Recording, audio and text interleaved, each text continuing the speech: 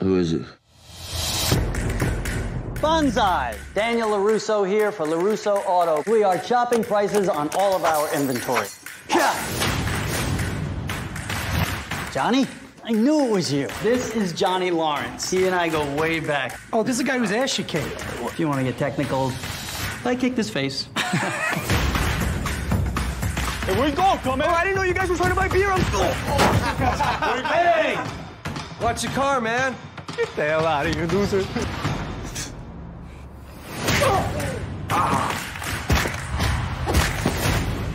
Was that like Taekwondo or something? It's karate. Do you think you could teach me? I'm driving home from work yesterday, and in this strip mall, I see... After 30 years, I thought that guy might have changed, but he's still the same prick. I heard you beat up a bunch of teenagers. I didn't beat up any teenagers. I kicked the crap out of a bunch of assholes who deserved it. Thinks he could bring Cobra Kai back to the Valley? Yeah. Not on my watch. You want those kids at school to keep dumping things on your head? You want all the girls to think you're a wangless dork? You're gonna be my karate teacher? No. I'm gonna be your sensei.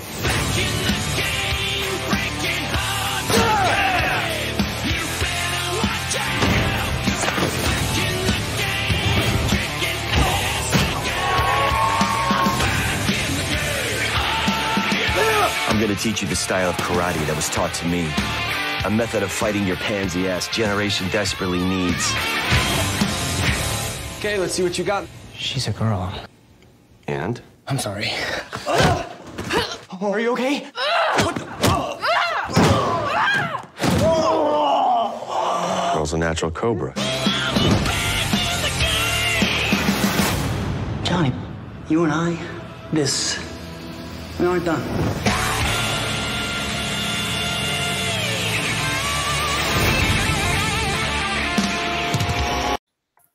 Et c'est parti. Live du soir par rapport à la série Cobra Kai, anciennement sur YouTube. C'était un YouTube original à la base et ensuite c'est passé sur Netflix. Donc série sur le karaté, sur plein de thèmes, et qui a 4 saisons. Et donc là on va faire une partie 1, une partie 2. Et la partie 1 ce sera sur la saison 1 et la saison 2. Donc si tu veux, vous voulez présenter la série ou pas? Je te laisse faire. Moi je peux en parler si tu veux. Ouais, vas-y. Mais ça dépend de truc. Bon, en fait, Cobra Kai, à la base, c'est le remake. Bon, pas le remake, mais la suite vraiment inattendue de la trilogie de Karate Kid. Pour les gens qui ne savent pas ce que c'était Karate Kid est un film dans les années 80 qui était excessivement populaire par rapport à... c'était un film très populaire par rapport qui, je dirais même, qui a impacté même aux États-Unis par rapport à amener le karaté aux États-Unis. Les jeunes qui ont fait le karaté dans les années 80, les jeunes américains, ont commencé à faire du karaté à cause de Karate Kid. À cause de l'impact du succès de ce film-là. Et Karate Kid, ça parle de quoi? C'est un simple... attends, d'abord, est-ce que j'ai juste une question? Est-ce que c'est vrai que, genre, à l'époque, autour de la sortie du film, il y avait carrément des jeunes dans les lycées qui se déguisaient en Karate Kid et qui mettaient le bandeau autour de la tête? Oui, ça a eu un impact de fou. Faut pas te rendre compte. Le Karate Kid a un impact de fou, hein. Les gens s'en rendent pas compte. Tu peux mettre la photo un peu de l'album. Tu peux mettre la photo un peu du film, un peu. Il y a une référence à ça dans le film Not Another Teen Movie. Catch you there later. What happened there? Damn, shorty. Dog is pretending to be Asian and shit. That cracker is white. Can't he see that, yo?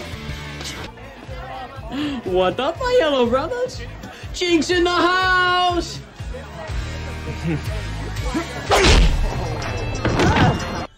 Un des élèves du groupe de geeks qui porte le bandeau de Miyagi et qui s'est créé un personnage avec. Oui. Donc, Karate Kid a eu un énorme impact sur Daniel San. Sur un peu les... Ok, j'avais pas, tu dis quoi? Non, Daniel San. C'est le couillon d'Aina, là. Genre, parce que Mr. Miyagi, tu sais, son accent de son fake accent, là. Ouais, je vois. L'acteur, il parlait pas. En fait, Oui. En fait, c'est ça que je voulais pour ne pas perdre le fil de ce que j'étais en train de dire. Non, oui, vas-y. C'est Karate Kid à la base, c'est un film qui a été réalisé par John Avildsen et qui a été écrit par Robert Kamen. John Avildsen, c'est qui? John Avildsen, c'est le mec qui a réalisé Rocky. Ah, et mais Robert Kamen. Mais tout s'explique. Tu as dit quoi, Charles? Je dis que Oui, John Avildsen, c'est le mec qui a réalisé Rocky. Le premier Rocky, oui, les deux premiers Rocky. Rocky 1, Rocky 2 et si je me trompe pas, Rocky 5. Ah, donc c'est... Et le John Avildsen là, celui qui a écrit... Ah non, attends, je vais t'expliquer, je vous explique. Stallone, je vous c'est lui explique. qui a écrit. Non, c'est Robert Kamen qui a écrit ça. Non, Robert Kamen, c'est qui? On parlait de Rocky. Il parlait de... Ah oui, Rocky, c'est écrit par Stallone. D'accord. Rocky est écrit par Sylvester Stallone et c'est réalisé par John Avildsen. C'est Stallone qui a écrit le scénario. Ok. Le Karate Kid là est réalisé par le John Avildsen là, en question qui avait réalisé déjà Rocky Balboa. Et ce mec là, il y avait un gars qui s'appelle Robert Kamen. Robert Kamen avait proposé un scénario qui s'inspire de la vie qu'il a vécue. Le personnage de Daniel San, c'est ce que Robert Kamen a vécu. Il avait rencontré un Asiatique qui l'avait aidé à, comment on appelle ça, à apprendre du karaté pour qu'il puisse se défendre contre les bullies qui l'enlèvent au lycée. C'est ça qui a parti. C'est à partir de sa photo. C'est qui a réalisé Karate Kid? Oui. John Avildsen. John J. Avildsen. Ouais. C'est lui qui a commencé à réaliser le film. Et le scénario avait été adapté. Le scénario avait été écrit par Robert Kamen. Robert Kamen, ça s'inspirait de sa vie. Une partie de sa vie. Bon, pas totalement, c'était truc, mais la partie de l'inspiration, c'était sa vie par rapport à comment il se faisait maltraiter au lycée, par rapport à... Et il avait son voisin asiatique qui lui a appris le karaté. D'accord, ok. Qui lui a appris le truc de karaté. Tu dis? Quasiment une histoire vraie, du coup. Non, inspiré aussi, parce qu'il y a aussi un autre élément aussi. L'élément du tournoi, c'est inspiré par un article au journal qu'il avait vu. Donc, il a mixé les deux, sa vie et l'élément de l'article au journal.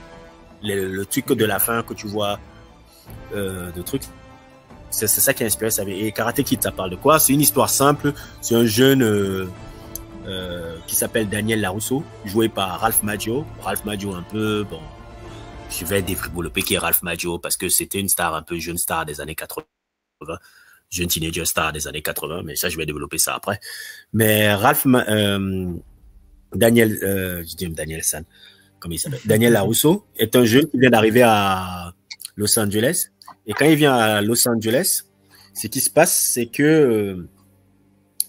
un peu, c'est qu'il a du mal à s'intégrer dans sa nouvelle école. Et il a des élèves un peu de la nouvelle ville là, laquelle est haute et tout. Il commence à devenir Larusso, ce qui crée une rivalité. Et Daniel Larusso se fait battre par Johnny Lawrence et ses amis. Ce qui se passe après, c'est que Daniel Larusso, qui a été battu par ses amis, commence à apprendre le karaté par son fameux voisin qui est asiatique, qui s'appelle Monsieur Miyagi, et qui lui apprend quelques techniques un peu particulières, un peu de karaté. Et en gros, c'est ça, un peu l'histoire. Il lui apprend aussi à couper des arbres. Oui, et à apprendre à couper des arbres, mais dans son apprentissage, il lui apprend des formes de kata, sans qu'il se rende compte que c'est les kata qu'il apprend. Donc, c'est ça un peu le Karate Kid. En gros, c'est un peu comme un peu Rocky Balboa, si tu veux un peu. Mais avec le karaté. Rocky Balboa ou Star Wars, mais avec le karaté. Je dirais même Star Wars plutôt, avec le karaté. Star Wars. Et le deuxième film, le premier film alors, dans le truc alors qui se passe, c'est que dans le premier film, pour régler cette histoire-là, pour régler un peu la rivalité qu'il a avec Johnny Lawrence, qui fait partie aussi, qui est un très grand champion de karaté, qui est tiqué par un maître, qui est mon personnage préféré, John Kreese, qui gère le truc Cobra Kai. Qu'est-ce qu'il y a? Non, John Kreese. Ouais. Qui gère le truc Cobra Kai. Ils vont alors régler cette affaire-là dans un tournoi, le tournoi de la vallée, qui est un tournoi de karaté où chaque année, plein de jeunes de la vallée vont se rencontrer pour faire un tournoi de karaté là-bas. Et ce tournoi de karaté, c'est Daniel San qui le rencontre. Ce fameux tournoi, c'est Daniel San qui le rencontre et ça finit comme ça. Le deuxième film, ça parle... Du coup, s'il gagne le tournoi, mais oui, moi, je pensais que c'était dans le Karate Kid 1 qu'il y avait le fameux tournoi, parce que pour précision, j'ai pas vu les Karate Kid, j'en ai vu aucun. Donc, j'ai découvert... Oui, le Karate Kid 1, il y a le tournoi, en fait. Karate Kid 1, il y a le tournoi.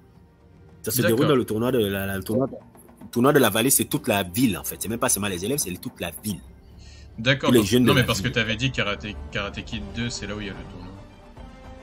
Non, Karate Kid 2, là, il n'y a pas de tournoi. Karate Kid 2, c'est Daniel San qui accompagne son maître Miyagi au Japon parce qu'il doit voir son père qui est déjà à 2 doigts de mourir. Ok. Et dans ce truc-là, il commence à connaître le passé de son maître et les rivalités qu'il a eu aussi. Et comme d'habitude, c'est un peu la même chose. Il tombe amoureux d'une fille, du maître de son rival, et ça part en couille. Le maître de son rival, ça finit avec une bagarre, et ça se termine avec la bagarre un peu. C'est un peu ça, Karate Kid 2. Karate Kid 3, c'est la vengeance de John Kreese, le maître de Cobra Kai, avec justement le gars que tu vas voir, Terry Silver, qui est le compagnon de John Kreese un peu. Et en gros, c'est la revanche des gars de Cobra Kai, qui veut se revenger de comment la défaite qu'ils avaient eue dans Karate Kid 1 en fait. Et cette défaite a fait que John Kreese, il n'a plus d'élèves dans Cobra Kai. Donc il était à la rue parce qu'il n'avait plus d'élèves qui venaient chez lui. Okay. Il avait été dans ça, en gros c'est ça, et c'est la revanche de Cobra Kai, et ça finit toujours avec Daniel San qui gagne. Le truc en fait avec Karate Kid, c'est que ce n'est pas forcément des films, comment dire, c'est pas des films de ouf, hein. C'est pas des scénarios de dingue, c'est pas comme si c'est écrit truc, mais pour les jeunes américains de cette période-là, je pense qu'il y a 5 œuvres qui ont permis à ce que les arts martiaux soient popularisés aux États-Unis. Il y a Karate Kid, il y a Ronin de Frank Miller, la bande dessinée, tu peux mettre ça. Il y a Ronin, la bande dessinée de Frank Miller. Et je pense que le dernier que je citerai, c'est Bloodsport. Bloodsport fait partie des... Ronin de Frank Miller, ça parle de quoi? Ronin de Frank Miller, ça c'est trop long que t'expliquer, parce que ça commence dans un délire, après tu te rends compte que c'est au futur, donc c'est trop long à t'expliquer. Mais en gros, c'est toujours autour d'un samouraï. Et je dirais aussi Tortue Ninja, ces 4 là. Allô? Parce que je connaissais pas du tout. Oui, Ronin, c'est un manga un comics de Frank Miller. Et ça a inspiré la génération. Parce que justement, la popularité. En fait, la popularité que Ronin a eue aux États-Unis, le comics, a donné envie aux gens de s'intéresser aux arts martiaux, aux jeunes américains de s'intéresser aux arts martiaux. Ronin a eu énormément de popularité. Énormément de popularité aux États-Unis à cette époque-là. Je sais pas, je parle un peu aussi, parce que Charles, je crois que tu connais bien ce qui s'est passé à cette époque-là aussi par rapport à ce truc-là, parce que je sais que tu es un fan de Ronin aussi. Allô? Oui, allô? Charles est là? Oui, je suis là. Oui, je raconte pas des conneries avec Ronin. Non, c'est exactement ce que tu disais, je confirme. Ok. Et l'autre truc, c'était Bloodsport. Dans Ronin, c'est... Van Damme. Jean-Claude Van Damme. Non, c'est un peu ça. Salut Maurice. Oui. Donc, c'est un vocabulaire très riche. Non, c'est un peu ça. Et en gros, les Karate Kid. En gros, j'ai un peu résumé les Karate Kid, même si je pense pas que je l'ai très très bien fait, mais en gros, c'est les Karate Kid, c'est un peu ça. Mais attends, il y avait pas à un moment, il y avait pas Karate Girl. Ah oui, il y a Karate Kid. Karate Girl. Comment tu peux oublier Karate Girl? Ouais, Karate Kid. Ouais, j'ai failli l'oublier. Ouais, il y avait la suite. Il y avait la série, le film, le 4e film qui avait été fait avec Hilary Swank. Attends, 4e ou même C'est 4e. Non, 4e. Oui, c'est 4e. Il a Karate Girl, c'est Karate Kid 4 ou Karate Girl? C'est Karate Kid. Non, c'était Karate New Student. Je sais plus. Si c'était de New Student, je sais plus ce que c'était à l'époque. Oh mon dieu, qu'est-ce que c'est que ça? Bon, bref, ok. Et c'est ce rôle-là qui a lancé la carrière de Hilary Swank. C'est qui? Hilary Swank, c'est celle qui joue dans $1 Million Baby. Bon, je sais pas si tu connais le film là. Je crois que Charles connaît. Je vais l'ajouter à ma watchlist. De Clint Eastwood avec. Oui, c'était un peu. Ah, une jeune fille. Moi, je l'ai. Oui. Ça me revient maintenant, oui. Tu vois, c'est le rôle qui a lancé la carrière de Hilary Swank. Bon, ben. Bof, si tu me demandes ce que je l'ai jamais vu le 4e Karate Kid là, donc je peux rien te dire sur ça. Mais comme tu l'as je savais qu'il existe, mais je l'ai jamais regardé. Ça te dérange une fille qui fait du karaté? Mais ça, on va en reparler, ça. Et le truc, et maintenant, quelques années plus tard, maintenant je vous laisse pour Cobra Kai, quoi. Je pense que toi, tu peux bien présenter Cobra Kai. Qui ça? Mais toi, Aina, je sais pas. Aina, Maurice ou ça. Bah là, du coup, on en arrive à Cobra Kai. Bon, on peut parler un peu de la jeunesse. Je vais essayer de résumer Cobra Kai. Alors, donc, Cobra Kai se passe plusieurs années après la série de films originale. Et on suit Johnny. C'est quoi le nom de Johnny encore? Johnny Lawrence. Johnny Lawrence. Donc, le rival du premier film, Karate Kid. Qui est un loser, quoi, il faut le dire. Un mec qui vit dans une... Ouais, qui a pas évolué avec son temps. Ouais. Et qui se retrouve au chômage dans le premier épisode, parce qu'il se fait virer, parce que c'est un con. Non, mais on va laisser les gens... En fait, est-ce qu'on peut résumer d'abord comment la genèse de la suite s'est déroulée à 30 ans? Comment ça a fait? Comment ça s'est pas... Il me semble que ça avait commencé d'abord sur YouTube, si je dis pas de conneries. Alors, ça avait commencé avec YouTube Red. C'était un YouTube original, parce qu'il y a eu une époque où YouTube finançait des projets même pas ça. Même pas ça. Excusez-moi de vous couper, mais même pas ça.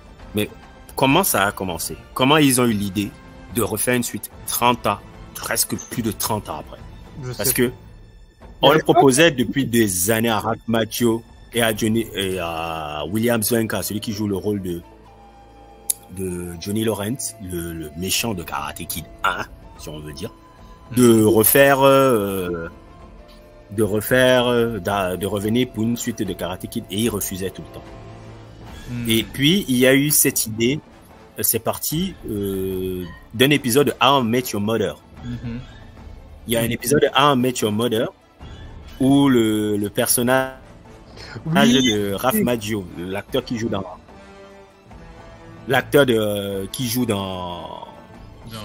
Daniel San dans Karate Kid, apparaît, et dans How I Met Your Mother, la série, comment il s'appelle encore, le personnage de Barney. Le personnage de Barney lui dit, moi j'ai toujours pensé que dans Karate Kid, le héros c'était pas toi, mais c'était plutôt Johnny en fait. Oui.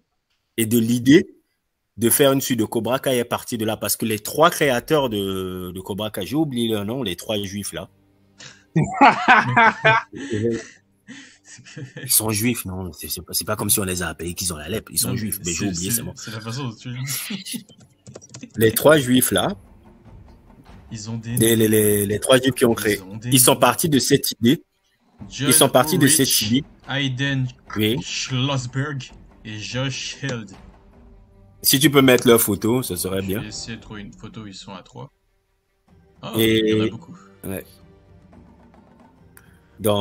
Et à partir de là, et à partir de ce truc-là, ils ont développé l'idée de leur film d'enfance de dire, au lieu de faire une suite sur le point de vue de Daniel San, pourquoi on ne ferait pas une suite sur le point de vue de Johnny Lawrence? Et c'est là où l'idée de faire, au lieu de faire Karate Kid, je ne sais pas combien, l'idée de faire une série plutôt Cobra Kai. Je crois que c'est à partir de là que l'idée de Cobra Kai, la suite est arrivée. Et comme c'était d'abord un projet qui n'avait pas énormément d'appui financier et tout, Ils ont commencé à lancer sur YouTube. Et c'est... Si. Il y avait de la... Si, c'est le projet du peu que j'ai lu, si, il y avait de l'enthousiasme autour du projet, parce que beaucoup de gens attendaient une suite de Karate Kid, et à la base, ça a commencé, mais même avant ça, avant qu'il y ait l'épisode de How I Met Your Mother, il y avait l'acteur qui joue Johnny Lawrence qui plaisantait en interview souvent. Il aimait plaisanter un peu en disant que, non mais vous savez, c'est moi le vrai héros de Karate Kid, hein. C'était moi et Danielson, Ralph Macchio, c'était lui le méchant. Il aimait bien plaisanter un peu sur ça et c'est ça qui a donné l'idée justement pour I Met Your Mother. Et donc ils ont développé ce projet-là. Et à la base ils voulaient le mettre. Hein? Non, continue. Ok. Non, mais à la base, ils voulaient justement, ils avaient lancé le projet et il me semble qu'il y avait beaucoup de chaînes qui étaient intéressées. Il me semble que Sony aussi était intéressé, Universal TV, si je raconte pas de bêtises, mais ça, il faudra aller vérifier sur Google pour vérifier quand même. Mais justement, à la base, finalement, la série, elle a été récupérée plus tard par Netflix, mais ils voulaient au début la mettre sur Netflix parce que Netflix a une plus large audience et c'était un peu le futur à l'époque. Mais ce qui s'est passé en fait, c'est que YouTube, c'est eux qui ont proposé le plus d'argent. Ils ont proposé énormément d'argent pour le projet. Comme en plus derrière il y avait Google et tout. Et à l'époque, c'était l'époque de YouTube Red. Pour la saison 1, c'était YouTube Red et ils produisaient en fait des séries originales à l'époque. Mais ensuite, YouTube Red s'est transformé en YouTube Premium. Donc la même pompe à fric inutile que seuls les pigeons souscrivent. Désolé. No offense, mais bon.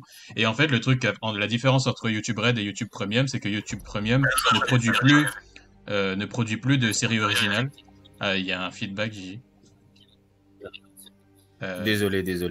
Non, mais du coup, c'est ça le truc, c'est que YouTube Premium ne produit pas plus de séries originales. Il se concentre uniquement sur les shorts, les lives et les trucs de réseaux sociaux. Enfin, les trucs. Mais du coup, c'est un peu.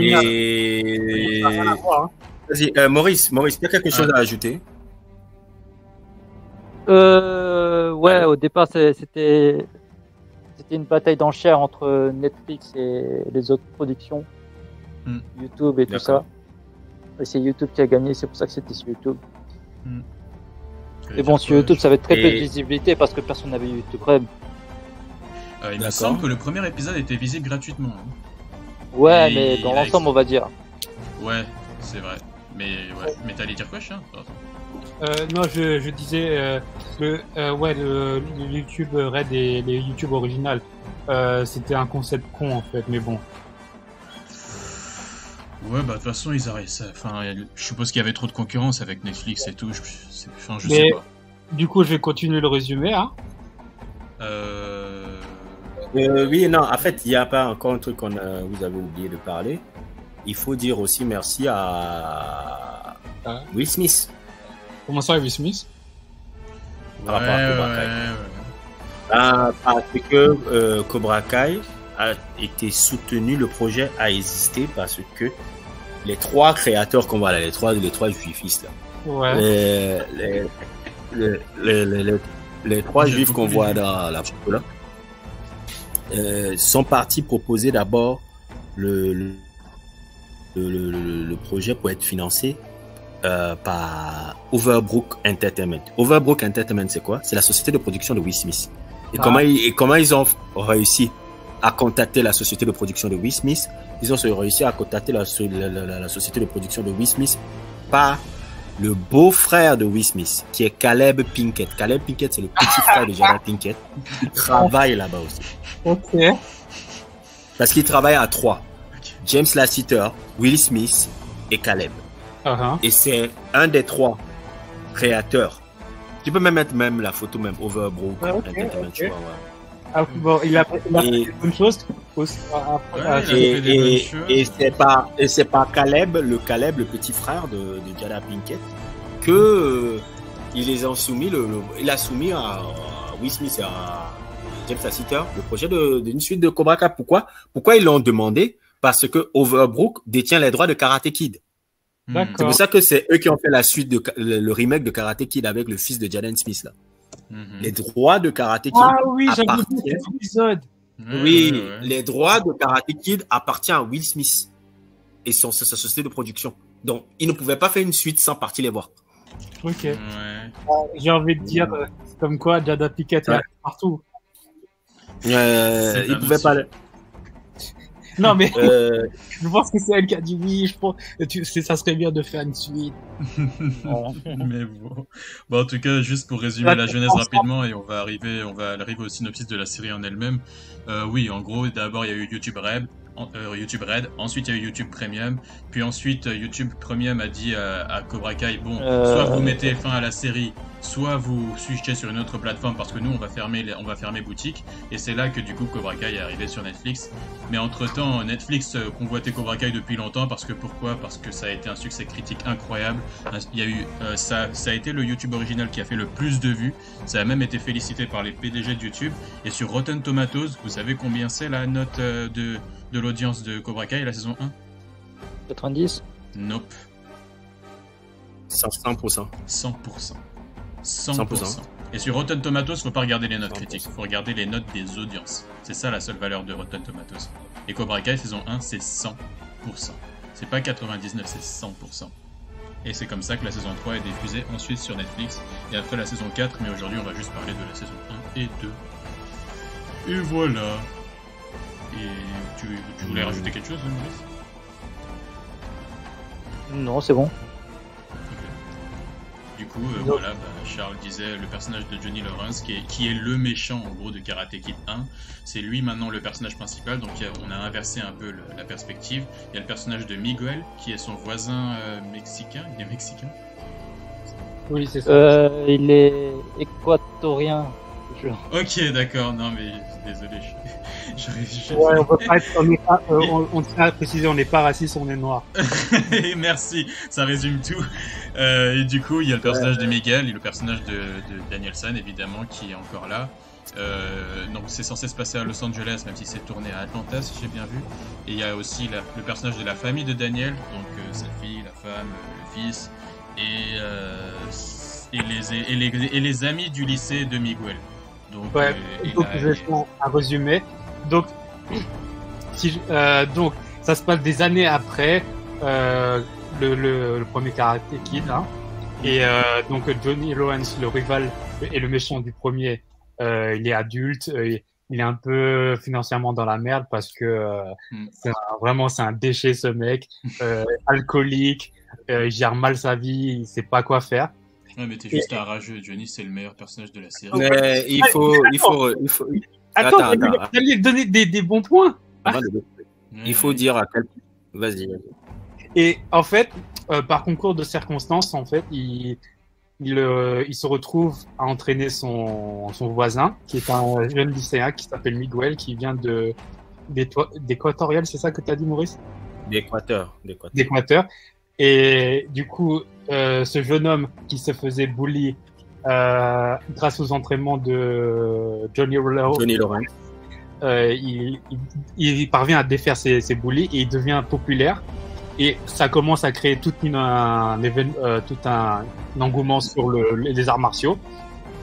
Et il y a plein de gens de l'école qui s'inscrivent chez Johnny Lawrence. Et en fait, lui, Johnny Lawrence a recoupé. Johnny Lawrence a... Vas-y. Non, parce que, en fait, je voulais juste dire que pour ceux qui n'ont pas du tout suivi la série... Est-ce qu'on fait une partie spoil ou une partie spoil et une partie non spoil? Non spoil. Franchement, spoil. Non, mais pour ceux qui connaissent pas et qui veulent découvrir, non. Mais justement, je voulais pas... regarder, j'ai essayé d'être très... Non, allez le regarder, bon. Non, mais d'abord on fait une partie non spoil pour expliquer le phénomène d'abord. Bah oui. Voilà.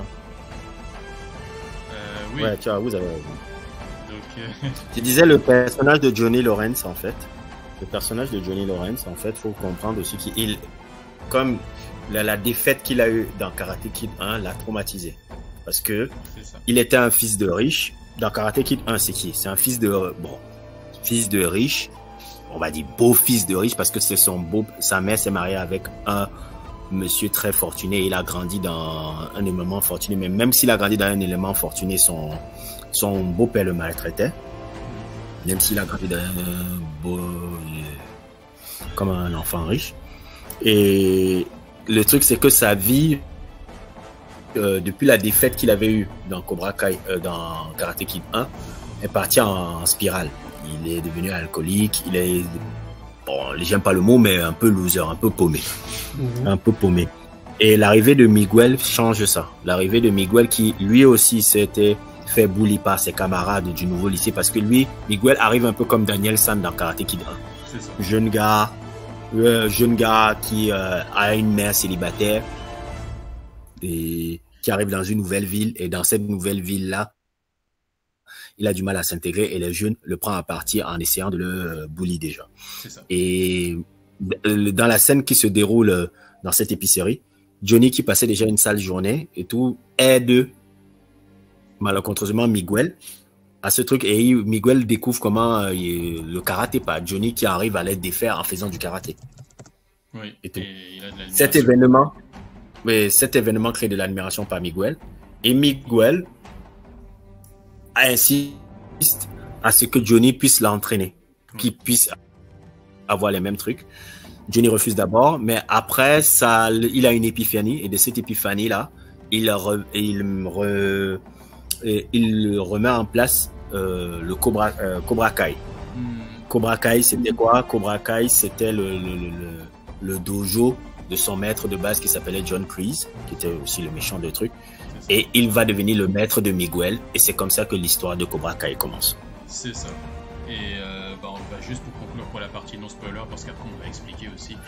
Si vous avez envie de regarder Cobra Kai, franchement on vous le recommande. Ce qui se passe après, c'est que du coup, à force d'entraîner Miguel va prendre plus confiance en lui, comme disait Charles. Et petit à petit, les élèves autour de Miguel, ses amis et même les gens autour vont voir les effets bénéfiques que ça peut avoir de se défendre, de prendre son destin en main en gros. Et petit à petit, le dojo Cobra Kai va prendre en popularité. Et en fait, les autres élèves misfits de l'école, les autres élèves qui... Même au-delà des misfits, même au-delà des élèves qui seront bullies, les élèves qui ont manqué d'autorité, de figure paternelle, de direction, parce que la plupart des élèves, des personnages adolescents de Cobra Kai, c'est des gens qui n'ont des enfants qui n'ont pas eu de père. La plupart de ceux qui ont manqué de cette autorité-là, ils vont petit à petit être attirés vers Johnny. Et c'est là où c'est assez original parce que c'est là où ça parle typiquement, pas seulement, c'est pas quelque chose, c'est pas juste une série pour adolescents, c'est une série pour adolescents typique de notre génération, de ce qui se passe en ce moment, de la génération. Je vais pas l'appeler comme ça. Tu sais, dans l'autre on évoquait déjà ça. Hein. Dans l'autre on évoquait déjà ça. Hein, ah ouais. Ah oui, parce que c'est vrai que Daniel n'a pas de père. Oui, Daniel n'a pas de père. Daniel n'a pas de père. Son père est mort à 8 ans. 10 ans. Donc Miyagi c'est une figure paternelle pour lui. D'accord. Ouais. Ça ne parle que de ça. Karate Kid ne parle de la recherche filiale paternelle à travers le karaté et la transmission qu'une figure paternelle peut te donner. Le karaté n'est qu'un prétexte pour raconter ça. Quoi. Ouais, c'est vrai. Oui, tu as totalement raison, Yann. C'est très vrai. C'est ça. Je pense qu'on va du coup conclure pour la partie non spoiler. Si vous voulez aller regarder, c'est vraiment fantastique. C'est une super expérience. Voilà, c'est très inspirant. En passant, je me permets juste d'ajouter un truc par rapport à ce que vous disiez tout de suite là. En fait, Cobra Kai, c'est l'antithèse d'Euphoria. T'as regardé Euphoria? J'ai juste regardé les 2 épisodes pour voir un peu et c'est l'antithèse totale. Parce que dans Euphoria, c'est des gens qui sont perdus et ils tombent encore beaucoup plus. Alors que dans Cobra Kai, c'est des gamins qui sont perdus mais qui se relèvent en fait. Comment ça, ils s'enfoncent encore plus? C'est eux qui s'enfoncent eux-mêmes par eux-mêmes ou enfin... C'est un peu mélangé. C'est les adultes. C'est les fils de riches, non? Ouais. Fils de riches, tout. En fait, c'est Less Than Zero, quoi. En série, un peu, si tu veux. Voilà, c'est ça. Ouais, je savais. C'est quand j'ai vu le trailer. Et en fait, les bobos riches qui sont perdus, quoi. Et en fait, les 2 séries sont totalement opposées et c'est ça qui est assez marrant. Ouais, c'est marrant, mais ça on développera une autre fois parce que tout bif. Moi, j'ai jamais regardé Euphoria. Moi, j'ai jamais regardé Euphoria. Tu as vu que 2 épisodes, donc peut-être que ça devient plus intéressant après. Charles, il faut pas jeter la pierre. Le truc central, en fait, c'est justement dans la série, c'est un peu la drogue et la vie festive, alors que dans l'autre, c'est justement le karaté, quoi. C'est au-delà du karaté. Non, mais je veux dire les trucs qui les poussent. Oui, c'est-à-dire devenir la meilleure version de soi-même, se battre, se relever, même quand on a touché le fond, ne jamais abandonner des valeurs qui tirent vers le haut. Quoi. Et aussi pour revenir au truc, j'ai beaucoup aimé le point de vue de Johnny par rapport à Karate Kid 1. Parce que tu te dis en fait, mais finalement c'est lui le gentil si tu avec le recul. Je suis que on te voit, il y a quelqu'un qui t'a jalousé. Moi, il y a quelqu'un qui a jalousé. On a jalousé. La vie c'est ça. La vie c'est. Ce n'est que ça. C'est des perspectives et des trucs différents. Il n'y a pas bon, je dis pas qu'il n'y a pas des mauvaises personnes dans la société. Allô? Oui, ça existe. Allô? Oui, non, vas-y. J'avais compris que c'était ça le truc de Johnny par rapport à la série. Mais en fait, moi, personnellement, je crois à Johnny. C'est Daniel le salaud. Non, mais moi, je suis aussi du côté de Johnny, mais c'est ça qui est intéressant avec la série, c'est que tu peux prendre la perspective de tout le monde, en fait. Tu peux être de la perspective de... Moi, par exemple, j'adore Johnny, je déteste Daniel, mais le truc, c'est que la série n'est pas ni d'un côté, ni de l'autre. C'est vraiment une série qui t'apprend à voir les nuances, et il y a des moments où les méchants de la série, enfin ceux qui font des mauvaises choses, deviennent gentils après. Il y a un moment où les gentils font des mauvaises choses. Par exemple, Daniel, dans la série, fait tout pour que Johnny ne puisse pas rouvrir son dojo. C'est pas un spoil, c'est le speech des premiers épisodes, mais c'est un peu cette dynamique qu'il y a là. Et ça, c'est quelque chose que je trouve qui manque dans notre génération et même à l'époque actuelle, très contemporaine. C'est qu'on est dans une époque où on aime trop pointer du doigt des méchants et des gentils. C'est toujours du noir ou du blanc, c'est « Ah, si tu penses pas comme moi, t'es un nazi. Ah, si tu penses pas comme moi, t'es un homophobe. Ah, si tu penses pas comme moi, t'es un sexiste. Alors que le monde est gris. Alors que le monde est gris. Le monde est gris. Et le monde est gris. Et il faut arrêter de dire qu'il y a des méchants et des gentils, et c'est en ça que cette série, elle est révolutionnaire. Ouais, mais dans Cobra Kai, chaque action est justifiée. Hein. Ils font pas une action genre pour rien du tout, parce que chaque action est motivée par l'histoire du personnage, on va dire. Oui, par leur expérience, par ce qui lui est arrivé, mais même quand il arrive des mauvaises choses à un personnage et que ces mauvaises choses le poussent à faire des mauvaises choses, du coup, il arrive à un moment où il a une rétrospection. Et c'est là où des fois, soit il a une rencontre avec quelqu'un, soit il a une épiphanie, soit juste les péripéties l'amènent à changer de direction. Et c'est ça qui est intéressant dans Cobra Kai, c'est que tous les personnages sans exception se remettent en question. Johnny le premier, rien que dans le premier épisode, il se remet en question. Et ça, c'est un truc qui manque beaucoup à notre génération et à notre époque. La remise en question. Et en fait, justement, et je suis désolé de dire ça, mais vraiment, on vit dans une génération de poussies. Hein. God damn. Ouais, ça résume bien le truc, en fait. Ça résume tout. Et justement, Johnny qui change tout ça, c'est très bien. Exactement. Et en fait, c'est ça qui me plaît avec Cobra Kai. Parce que Cobra Kai a un peu... En fait, c'est mixé entre deux. C'est mixé entre un Rocky et Star Wars, pour la mythologie qu'ils ont créée. Non, Star Wars. Bien sûr, Star Wars est important. Moi, je suis d'accord avec Gigi. Hein. Il y a des inspirations. C'est Star Wars. Maurice, c'est Star Wars ce truc-là. Tu veux que je te dise Star Wars avec quel personnage? Le personnage de Robbie. Robbie, c'est comme Anakin. Là, le parcours de Robbie dans le truc, le truc qu'ils défendent dans le karaté. C'est vrai. Le truc du karaté, là. Leur karaté, leur vision de karaté, c'est force claire, force obscure. C'est la même chose. Force claire, force obscure. John Kreese, c'est un peu Palpatine. Si tu veux un peu. John Kreese, c'est un peu Palpatine. C'est pour ça qu'ils font des références à Star Wars tout le temps, en fait. Ils ont créé la saga. Robbie est le fils de Johnny, en fait. Le fils abandonné, qui vit avec sa mère célibataire, qui, de son côté... Et il est intelligent comme lui. Oui. Il est intelligent comme lui. Il rencontre un maître qui lui apprend le côté clair. Comment il s'appelle? Daniel LaRusso est écrit un peu comme Obi-Wan, là. Oui. Tu vois, un peu qui lui apprend un peu le côté clair, un peu... Bon, il faut... Pour rentrer dans les détails, on va mettre fin à la partie non-spoiler et on va rentrer dans les détails de la saison 1. Donc, fin de la partie non-spoiler, allez le regarder. On vous le conseille et si vous en fichez d'être spoilé sur le truc, vous pouvez rester, évidemment. Voilà. Ok. C'est parti. Donc tu disais par rapport à Robbie, désolé, je t'ai coupé. Oui, dans Robbie, il faut d'abord remettre le contexte. Robbie, c'est qui? Robbie, c'est le fils de Johnny Lawrence, le héros le personnage central de Cobra Kai. Le personnage central de Cobra Kai. Et c'est le fils qu'il a eu avec une femme. Robbie, c'est le personnage central de Cobra Kai?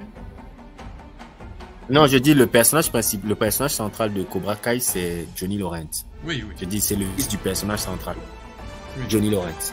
Et ce fils-là, il n'a pas grandi avec son père parce que Johnny Lawrence a fui ses responsabilités. Il n'a jamais véritablement connu son père. Il a été aussi il a été élevé par une mère célibataire.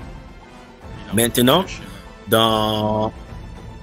il a reproduit un peu le même chemin qu'il a connu. Bon, bref. Et maintenant, alors, dans sa volonté de se venger d'abord de son père, parce qu'il veut se venger de son père, il fait en sorte de devenir, parce que Daniel LaRusso, il faut raconter un peu ce que Daniel LaRusso est devenu. Il est devenu un vendeur de voitures à succès. Là où Johnny, lui, il est un loser, mais Daniel LaRusso est le vendeur d'automobiles à succès. Il a commencé à travailler dans l'entreprise de Daniel LaRusso. Et dans cette entreprise-là, Daniel LaRusso s'est pris à partir de lui parce qu'il a vu que, lui aussi, il est un enfant qui a grandi sans père. Donc, il s'est pris à partir et il lui apprend. Il s'est vu un peu en lui et il lui apprend le karaté, et le karaté façon Miyagi de son maître. Et le parcours de Robbie, au début, est un parcours où il apprend d'abord la face claire du karaté, comme un peu dans Star Wars, où Anakin apprend d'abord le côté, la force, le truc, c'est un peu ça. Oui. Et son parcours dans la série, où il se rend compte que plus ou moins... qu'est-ce qui fait que Robbie part de l'autre côté? Bon, si je veux pas spoiler. Juste pour mettre à la base, Robbie, il va travailler chez Daniel LaRusso dans son entreprise pour faire chier son père, en fait, à la base. Mais petit à petit, ça va au-delà de juste faire chier son père. Il commence vraiment à s'entendre avec Daniel, les enseignements de Daniel l'atteignent. Et à comprendre sa philosophie. À comprendre la philosophie et tout. Et en fait, c'est ça en fait qui me plaît dans la philosophie de Miyagi-Do. Et c'est exactement comme la philosophie de la force en fait. Parce qu'il ne faut pas oublier que Star Wars c'est très influencé par les trucs de samouraï. Hein. C'est les trucs de samouraï de Kurosawa. Hein. Les Jedi c'est les samouraïs. Oui. Les Jedi, les samouraïs, la force c'est le Bushido. C'est un peu le même délire. Seulement que là dans Cobra Kai. Oui, mais je veux dire que c'est à peu près, je veux dire dans le contexte un peu de la force, le truc, tout ça là, c'est ce que Cobra Kai a pris en fait. Oui. C'est ce côté-là que Cobra Kai a pris. Et le personnage de Robbie, il est vraiment écrit comme Anakin. Son parcours, c'est comme le parcours d'Anakin un peu, jusqu'à la saison 3, en tout cas. D'accord. Vous en pensez quoi? Bon, bref. Ouais, je suis d'accord. Après, on peut trouver des similarités à peu près partout, hein. Oui, on peut trouver des similarités partout, c'est vrai, c'est pas pour faire un peu des théoriciens un peu du vide là, mais c'est ce qui est intéressant un peu dans la manière de... En fait, ce que j'aime dans Cobra Kai, c'est comment ils arrivent à mixer des éléments de la culture populaire des années 80 dans leur délire et la rendre moderne en fait. Ouais, je vois. C'est vrai. C'est ça qui me, comment incorporer ça à la nouvelle génération là. C'est ça qui m'épate avec ce truc là. C'est pour ça que je le trouve fabuleusement écrit ce truc. Oui, c'est très contemporain. Mais du coup, oui, Robbie, c'est vrai que c'est le parcours d'Anakin. D'abord, il est à Miyagi-Do. Ensuite, il y a un moment où Johnny Lawrence découvre parce qu'il y a un moment où Johnny découvre que Robbie est entraîné par Daniel, du coup il se sent trahi et ça rallume un peu le conflit entre Daniel et Johnny. Ensuite, la relation Johnny,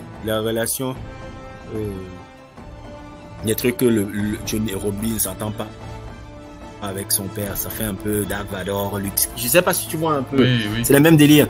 Johnny et comment il s'appelle, Johnny et Chris, Anakin, Palpatine. Tu vois un peu. Mais après ça, c'est des thèmes. C'est pas seulement Star Wars, hein, c'est des thèmes universels. Non, c'est des thèmes universels. C'est bien expliqué dans un livre qui s'appelle Le héros aux 1000 visages. C'est un livre qui explique que de toutes les histoires qui sont écrites depuis le début de l'humanité, il n'y existe que 7 histoires. Et tous les films, toutes les séries, tous les livres qu'on écrit depuis le début de l'humanité, c'est les mêmes histoires qu'on répète en boucle, mais qui sont écrits différemment. Et ce thème-là de Anakin, de la rivalité avec le père, etc., c'est l'une de ces 7 histoires universelles. Donc le héros 1000 visages, si vous voulez aller... Oui, et ce que je veux dire par rapport à je veux dire la manière dont ils ont exécuté ça, c'est exécuté à la Star Wars. C'est ça que je veux dire en fait. Ok. Je ne veux pas dire que c'est un thème qu'ils ont appliqué dans Star Wars, je veux dire ils l'exécutent comme Star Wars. Inspirés. Complètement. C'est complètement inspiré de ça. Et il y a même aussi des plans qui sont inspirés de Will Hunting. Bon, mais ça, c'est un autre truc. Ça, c'est à la saison 4, mais bon, on va pas parler de la saison 4 aujourd'hui, mais je veux pas monopoliser la parole, mais je sais pas si les autres... Vous voulez ajouter quelque chose? Allô? Bon, juste, je vais du coup résumer la saison. Allô? Oui, vas-y, moi, oui. Ce que j'aime de Cobra Kai, c'est le côté héritage sous toutes ses formes, en fait. C'est-à-dire le côté dans l'héritage, dans l'enseignement, dans la philosophie, dans la résolution. Hein? La transmission. Oui, transmission, héritage, oui. Moi j'aime bien aussi la rédemption. Héritage aussi parce que, comme Gigi l'a mentionné, tu vois que Ruby il a certaines compétences de Johnny. Tu vois que Samantha oui. Elle a les compétences de son père aussi, même le comportement. C'est pour ça qu'il la déteste. Mais bon, ça c'est un détail. Mais voilà, tu vois que plusieurs personnages. Mais si on parle hérité de leur comment ça s'appelle, de leur maître et aussi de leurs parents. Oui, mais si on parle de ça, je pense qu'on spoil un peu, mais en gros la saison 1 un peu c'est quoi? Ben on est dans la partie spoil là de toute façon. Ah oui, là la partie spoil, oui. Je veux dire dans la saison 1 on peut résumer comment un peu la saison. Mais moi je propose un truc, c'est qu'en fait on fasse personnage par personnage. C'est-à-dire qu'on prend un personnage et on résume tout ce qu'il a fait dans la saison 1 et 2. Et ensuite, on passe au personnage suivant. On revient au début de la saison 1 et 2 pour chaque personnage. Je sais pas ce que... Ouais, je pense que c'est mieux. Comme ça, ce sera plus structuré, quoi. Ok, vas-y. Bah, pour Robbie, on était à Robbie. On va terminer avec Robbie. Ce qui se passe à la fin de la saison 1, c'est qu'il y a le tournoi. Du coup, avec Robbie qui a les enseignements de Miyagi-Do. Oui, il faut aussi qu'on ajoute aussi Ah oui, c'est bon. Parce qu'il faut comprendre un peu que Robbie est entraîné par Daniel, c'est ça? Oui, et Daniel continue du coup de le chaperonner et de l'entraîner pour le tournoi, même s'il y a eu le conflit avec Johnny avant, parce que quand Johnny a découvert que Robbie s'entraînait avec Daniel, il y a eu un conflit, Daniel s'est aussi senti trahi, il a rejeté Robbie, mais finalement il le réaccepte, et du coup il coach Daniel Robbie pour le tournoi, c'est ça? C'est ça qui se passait? Oui, exactement. D'accord. Et du coup après il y a le tournoi, et Robbie... il perd du coup. Et il faut dire aussi que Robbie et Miguel ont le personnage de comment il appelle ça? Miguel sont en rivalité. Pourquoi? Parce que Robbie et Miguel sont amoureux de la même fille, la fille de Daniel Russo qui s'appelle Samantha. C'est ça. à peu près ça. Ouais, c'est ça. C'est chiant parce que... on va arriver sur elle plus tard. T'inquiète pas. On va arriver sur son cas beaucoup plus tard. Et dans la saison 2, du coup, oui, il y a une rivalité entre Miguel et Robbie, parce que ce qui est intéressant, c'est que Robbie est le fils biologique de Johnny, mais Miguel est le fils spirituel de Johnny, dans un sens. Voilà. Et c'est ça un peu qui cause une rivalité, et du coup, ils s'affrontent pendant le tournoi, mais finalement, Miguel finit par gagner parce que Robbie s'est fait blesser dans son match d'avant, il a été blessé par le personnage de Hawk, dont on parlera après, et ensuite, c'est comme ça que ça se termine dans la saison 1. Il y a à peu près une semi-réconciliation avec Johnny, mais pas vraiment. Après, on arrive dans la saison 2, où vraiment les liens entre Daniel et Robbie se raffermissent, et du coup, il se rapproche encore plus de Samantha. C'est ça qui se passe, il me semble. Et il se rapproche jusqu'à... Il se passe pas grand-chose dans la saison 2. On va skipper directement jusqu'à l'épisode final de la saison 2, je pense. Allô? Bon, du coup, je vais continuer. Donc, du coup, oui, allô, je t'écoute. Oui, donc dans la saison 2, du coup, Robbie continue de s'entraîner avec Samantha, ils finissent par sortir ensemble, mais ensuite, il y a une fête. Ce qui se passe, c'est que Samantha Elle revient avec Miguel. Il y a un pseudo-drama pour résumer. Samantha était à la base avec Miguel, mais elle est plus avec lui à cause de la rivalité avec leur père. Bref, on va développer plus tard. Mais ce qui se passe à la fin de la saison 2, c'est qu'il y a un grand combat dans le lycée, un espèce de gros battle royal entre tous ceux qui ont appris le karaté. Il y a tous les enseignements de karaté de Cobra Kai et de Miyagi-Do qui explosent en un seul coup. Et du coup, c'est ça le grand final de la saison 2. Dans la saison 2, il se passe pas grand chose, honnêtement, mais cet épisode final de la saison 2, c'est là où tout éclate. Et au cours de cet affrontement, oui, la saison 2, ça damn! Ouais, Robbie et Miguel. Les affrontements sont beaucoup mieux que dans Karate Kid. En Karate Kid, en deux, ils avaient peur de se toucher. Ouais, j'avoue. Enfin, j'ai pas vu Karate Kid, mais. Je suis désolé, pour moi, les combats dans la première saison, ils sont pourris, mais dans la saison 2, goddamn! Ouais, mais genre, je sais pas qui a chorégraphié ça. Il faudrait peut-être. Gigi, toi, tu sais qui a chorégraphié les combats dans Cobra Kai? Je sais que j'ai oublié le nom, mais c'est des chorégraphes très connus quand même. Bon, on va aller chercher ça. J'ai oublié le nom. Et on va chercher ça après, mais ils ont une équipe vraiment de chorégraphes très, très, très, très réputée. Ça, c'est oui, j'ai survolé un peu des trucs et ils sont super, super, super entraînés. Super entraînés. Oui, et je dois avouer, l'acteur qui joue le rôle de Robbie. Ouais, le mec est bon quand même. Ça se voit. Justement, c'est ça que je voulais dire. Il faisait du karaté avant. Il y a que 3 personnes. Oui, il fait des arts martiaux, il fait de la danse aussi. Et il fait de la danse aussi. Le mec qui joue Hawk, il est très très bon. Lui aussi, il faisait du karaté avant. Ah bon? Bah, ouais. Ça se voit. Si. C'est les deux. Lui, Robbie, l'acteur qui joue de Robbie, l'acteur de Hawk et l'acteur de Terry Silver. Ce sont des karatékas et Johnny aussi. Le reste, bon, les autres, c'est les chorégraphes qui les encadrent. Mais voilà, c'est ça qui se passe au cours du combat du lycée qui m'a réveillé pendant toute la saison 2. J'étais endormi. Ensuite, le final de la saison 2 avec les musiques et tout, j'étais à fond. Mais à la fin, en fait, Miguel bat en quelque sorte Robbie. Mais du coup, au lieu de lui... Il l'épargne en gros, parce qu'il aurait pu le rendre incapable de se battre, il aurait pu lui casser le bras. Mais finalement, il l'épargne. Parce que Johnny lui avait dit d'arrêter d'exploiter les faiblesses de ses ennemis. On va développer après sur Miguel. Mais du coup, Robbie se sent heurté dans sa fierté par le fait que Miguel l'épargne et il le pousse du haut du balcon de l'école. Et Miguel tombe dans le coma et ça finit comme ça la saison 2. Robbie s'enfuit, sachant la police est après lui. Et c'est un fugitif à la fin de la saison 2. C'est un peu ça qui se passe, mais du coup, c'est vrai que c'est le schéma Anakin, mais est-ce que vous voulez ajouter autre chose sur le personnage de Robbie? Moi, j'aime beaucoup le personnage de Robbie parce que tu sens que c'est quelqu'un qui essaie de bien faire les choses, mais il a tellement de haine en lui qu'il en fait, c'est un Anakin, quoi. C'est exactement ça. Il essaie de faire bien les choses, mais il se perd dans sa haine, en fait. Bah ouais, c'est pas évident, mais mais pourtant les erreurs qu'il a fait, tu peux difficilement lui en vouloir. Hein. Oui, c'est par exemple, tu sais, dans la première saison, moi, il y a une scène, j'ai vraiment eu peur pour lui, c'est quand il y avait les mecs là ses anciens potes, qui voulaient rentrer dans le truc de Daniel, dans l'entreprise de Daniel pour voler. Et c'est à ce moment-là, je me dis putain, est-ce qu'il va le faire ou pas? Faire quoi? Se défendre?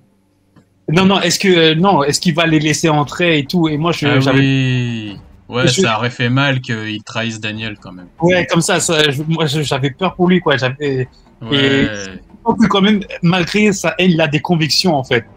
Ouais, il a des convictions, il a du respect et surtout, mais je pense aussi que ça l'avait touché que d'avoir une figure paternelle qui vraiment cherche à s'intéresser à lui, parce que Johnny ne s'intéressait pas à lui. C'est ça, ouais.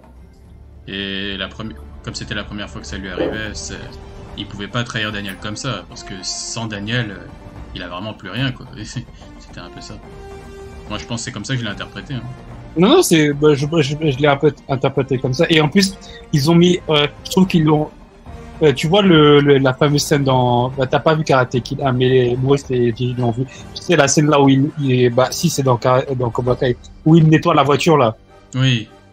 Dans Karate Kid le premier, c'est un peu lame. Là, ils l'ont très bien fait. Ils ont mis ça dans une situation réelle en fait.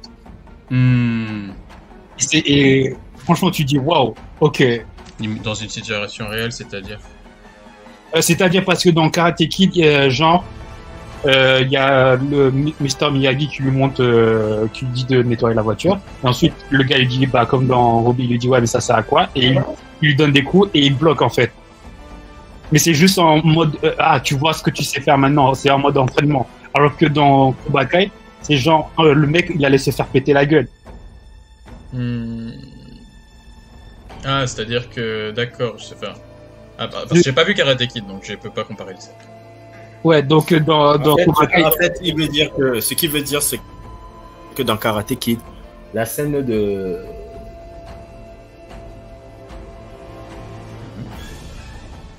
Allô? Dans Cobra Kai, c'est dans un événement qui sera dangereux, en fait. Exactement, voilà. Ah, dans un contexte réel, ok. Ok. Non, ouais. Vous voulez ajouter quelque chose de plus sur Robbie ou on va passer à Miguel, je pense. Non, le personnage de Robbie, je le trouve, pour moi, bon, il y a un autre, DM, mon personnage phare depuis Karate Kid, des anciens, lui, bon. Non, mais on en parle après, Oui, je vais pas en parler maintenant, mais Robbie, il est mon personnage préféré. Ah oui, c'est Robbie. Après ce personnage. Oui, c'est véritablement lui mon personnage préféré parce que j'aime le fait que le gars, il a un véritable quête. J'aime la quête qu'il a en train de découvrir. En fait. En plus, pour moi, c'est celui qui va apporter l'équilibre en fait. Ouais. Et en plus, c'est super intéressant que tu dis ça parce que ton personnage et Robbie ont un lien très spécial dans la saison suivante en fait. Oui, oui, on en parlera dans la partie 2. C'est pas dans la partie 2. Ok. Le personnage a un lien spécial avec Chris et Robbie ont un lien spécial. Oui, mais bon, c'était totalement normal. Quand j'ai vu les deux, j'ai dit, mais bien sûr. Bien sûr. Ok. Bien sûr. Miguel, Du coup, on va passer à Miguel. Miguel, qu'est-ce que vous... Bon, je vais faire un résumé rapide de la saison 1 et 2, on va speedrun. En gros, Miguel, on a dit dès le début, il supplie Johnny de l'entraîner parce que, pareil, Miguel n'a pas eu de figure paternelle, son père s'est barré, on sait pas où, ce sera développé plus tard dans les autres saisons, on va pas en parler maintenant. Ce qui se passe, c'est que lapsus. Miguel finit par maîtriser le karaté et à vaincre ses bullies d'une façon spectaculaire. Donc, comme Charles avait dit, il devient en quelque sorte populaire. Il finit par sortir avec Samantha LaRusso. Et ce qui se passe, ensuite, c'est que, en fait, le karaté finit par lui monter à la tête. Et lors d'une fête, il finit par rejeter Sam et il casse. Et ensuite, ça lui donne de la rage. Et c'est avec cette rage qu'il remporte le tournoi de la fin de la saison 1, du final, mais cette rage lui fait aussi exploiter la faiblesse de Robbie, il appuie sur sa blessure pour le battre, et en fait ça pose un problème avec Johnny, parce que en fait quand Johnny voit Miguel se battre avec sa rage et exploiter la faiblesse de son adversaire, surtout de son fils, ça donne l'impression à Johnny qu'il est Chris en fait. Et ça le fait se remettre en question. Mais bon, pour Johnny, peut-être on redéveloppera un peu plus tard. Mais on arrive du coup à la saison 2, au début de la saison 2, là où Johnny dit à Miguel qu'il ne doit pas utiliser sa rage, qu'il doit montrer qu'il doit se battre avec honneur. Mais le problème c'est que entre-temps, il y a le personnage, ton personnage Gigi qui s'appelle Chris, qui est revenu à la fin de la saison 1 et qui devient un peu le co-gérant de Cobra Kai avec Johnny. Et ce qui va se passer, on va développer plus tard pour Chris, mais Chris influence un peu la direction de Cobra Kai et il encourage Miguel. Tu peux mettre une parenthèse un peu. Oui. Excuse-moi de te couper. Tu peux mettre une parenthèse un peu. La parenthèse que je pourrais dire, c'est que Cobra Kai a été créé par John Chris. C'est un peu loin du micro. Je dis Cobra Kai a été créé par John Chris. Oui. Et John Chris, Johnny Lawrence était un de ses meilleurs élèves. Ah, ben c'était son meilleur élève. Oui. C'était son meilleur élève. Ouais, c'était ça. C'était le maître de Johnny, mais lui, de toute façon, on va développer beaucoup plus sur lui, parce que moi aussi, j'ai des choses à dire. Mais en gros, ce qui se passe, c'est que le personnage de Chris va influencer la direction du dojo Cobra Kai. Miguel va aller encore plus dans sa rage. Entre-temps, il va sortir avec une nouvelle fille, qui s'appelle Tori, et qu'on va développer aussi plus tard. Et du coup, à la fin de la saison 2, ce qui se passe à la fin de la saison 2, pendant le grand combat, c'est que... Ah oui, avant le grand combat de la saison 2, il y a eu une fête où Miguel revient vers Samantha, donc Samantha LaRusso, et les deux s'embrassent, en fait. Il y a un bruit derrière, c'est qui? C'est quoi? Oui, excuse-moi. Excuse-moi, c'était ma nièce, pardon. Ah, ok. Non, ouais, du coup, il y a, en fait, Miguel et Samantha, ils étaient bourrés à une fête et ils s'embrassent au niveau de la piscine, voilà. Mais le problème, c'est que la copine actuelle de Miguel voit ça par la fenêtre, donc gros drama.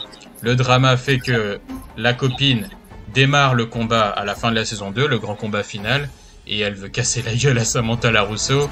Du coup, Miguel essaie de défendre... Robbie essaie de défendre Samantha. Miguel veut défendre sa copine et c'est ça qui amène le grand combat. Mais au moment où Miguel est après que Miguel ait battu Robbie, du coup, il épargne Robbie parce qu'il se souvient ce que Johnny lui avait dit dans le premier épisode de la saison 2. Et il l'épargne et ensuite Robbie le pousse et Miguel se retrouve dans le coma. Et c'est un peu ce parcours-là qu'a le personnage. Au début, il commence par être le meilleur élève de Johnny. Ensuite, il se laisse encourager par sa rage. En fait, c'est un peu le parcours d'Icar, je pense. C'est que la force et le karaté lui montent un peu à la tête. Du coup, il se sépare avec Samantha. Ensuite, John Chris l'encourage dans la rage. Mais au dernier moment, au moment où Miguel va encore plus assouvir sa rage sur Robbie, il se rappelle quand même ce que Johnny lui a dit et il met de côté sa rage. Mais paradoxalement, cette leçon lui coûte que il se fait attaquer par derrière par Robbie et il tombe. Et c'est un peu le parcours d'Icar. C'est tu as voulu voler trop près du soleil, je sais pas. Enfin, c'est peut-être moi qui surinterprète. Je sais pas ce que vous en pensez. Ouais, je sais pas. Bon, en tout cas, c'est de toute façon au pire on passe à un autre personnage. Hein. Je sais pas toi. Non, mais moi je ne sais pas l'interprétation. Toi, Charles, tu disais que Miguel te rappelait Sangoku. Allô? Quoi? Bon, me rappelait quoi? Bon, Charles est parti. Non, Charles disait une fois que Miguel lui rappelait le personnage de Goku. Bon, les gars m'ont laissé tout seul sur le live. Ok, cool. Allô? Ouais, désolé, j'avais coupé mon micro. Ouais. C'est un live. Non, il me rappelle beaucoup dans le sens où... Goku. Oui, Goku, parce qu'en fait, Goku, les gens n'en parlent pas beaucoup, mais il a un peu ce côté un peu... comment dire, combatif, mais en même temps, quand il est dans le combat, il devient arrogant, en fait, et ça le retombe dessus. Là... Et aussi, il a le côté un peu genre... Alors, c'est Vegeta, alors? Non, Vegeta, c'est pas pareil, parce que Vegeta, c'est plus... il est plus animé par là. Non, mais Goku n'est pas arrogant du tout. Ah si. Pas vraiment, hein. C'est quand ils fusionnent qu'ils deviennent arrogants, les Saiyans. C'est Vegeta qui est arrogant. C'est pour ça que quand... C'est Gohan qui devenait arrogant, non? C'est Gohan qui devient arrogant. C'est Gohan qui est plutôt... Non, il y a des... Du coup, dans certains combats, il est arrogant. Et même la preuve, c'est dans Battle of God, au début même, quand il se transforme en Super Saiyan 3, il y a même Chaos qui dit t'es arrogant. Et c'est ça qui te comment dire. J'ai pas trop envie il est arrogant ou il est fier? Oui, fier. C'est pas pareil, hein, fier et arrogant. Il est arrogant ou il est fier? Fier. C'est pas la même chose. Fier. Parce qu'il a la fierté de Saiyan qui se réveille quand il combat. C'est le Saiyan qui la fierté de Saiyan. Il n'est pas arrogant. Le terme est parfait. C'est fier. Je me suis. Mais il est arrogant ou fier? C'est différent. Parce que arrogant, c'est Gohan. Kai dans Super Saiyajin 2. Ouais, ça c'est un autre personnage. Gohan et ses Vegeta quand il laisse Cell se transformer pour pouvoir l'affronter quand il est Oui, plus ça fort. c'est l'arrogance. C'est ça, Goku l'arrogance. n'est pas arrogant. Goku est pas arrogant. Goku est fier. Il dit je te bats. La fierté, c'est par exemple quand il humilie Freezer en lui disant je te laisse en vie. C'est pas de l'arrogance, ça c'est de la fierté en disant ah j'ai cassé ta fierté. C'est un peu ça. Bon, on se gare complètement. Et justement, il a un peu ce côté fier là, justement. Comment dire? Oui, il a un peu le côté, je vois le côté fier là, parce qu'on explique qu'au-delà des capacités qu'il a développées en lui, il y a le truc du champion un peu. C'est ce qu'on évoque un peu dans la saison 3. C'est vrai, mais même dans la saison 2, bah alors ce que je disais, le final de la saison 2, la décision d'épargner Robbie. C'est comme Goku avec Freezer. Ouais, c'est exactement ça. Non, ouais, non, mais c'est un personnage je assez vois un peu. intéressant. C'est vrai que je vois un peu maintenant un peu le parallèle un peu que tu faisais. Mais bon, on avance. Quel est le prochain personnage? Samantha. On va passer sur Hawk. Allez, Hawk. C'est mon personnage préféré. Hawk, le personnage le plus populaire. Ça m'étonne même pas. Pourquoi ça t'étonne pas, Gigi? Ça m'étonne même pas du tout. Mais pourquoi? Pourquoi, Gigi? On est dans le stylé.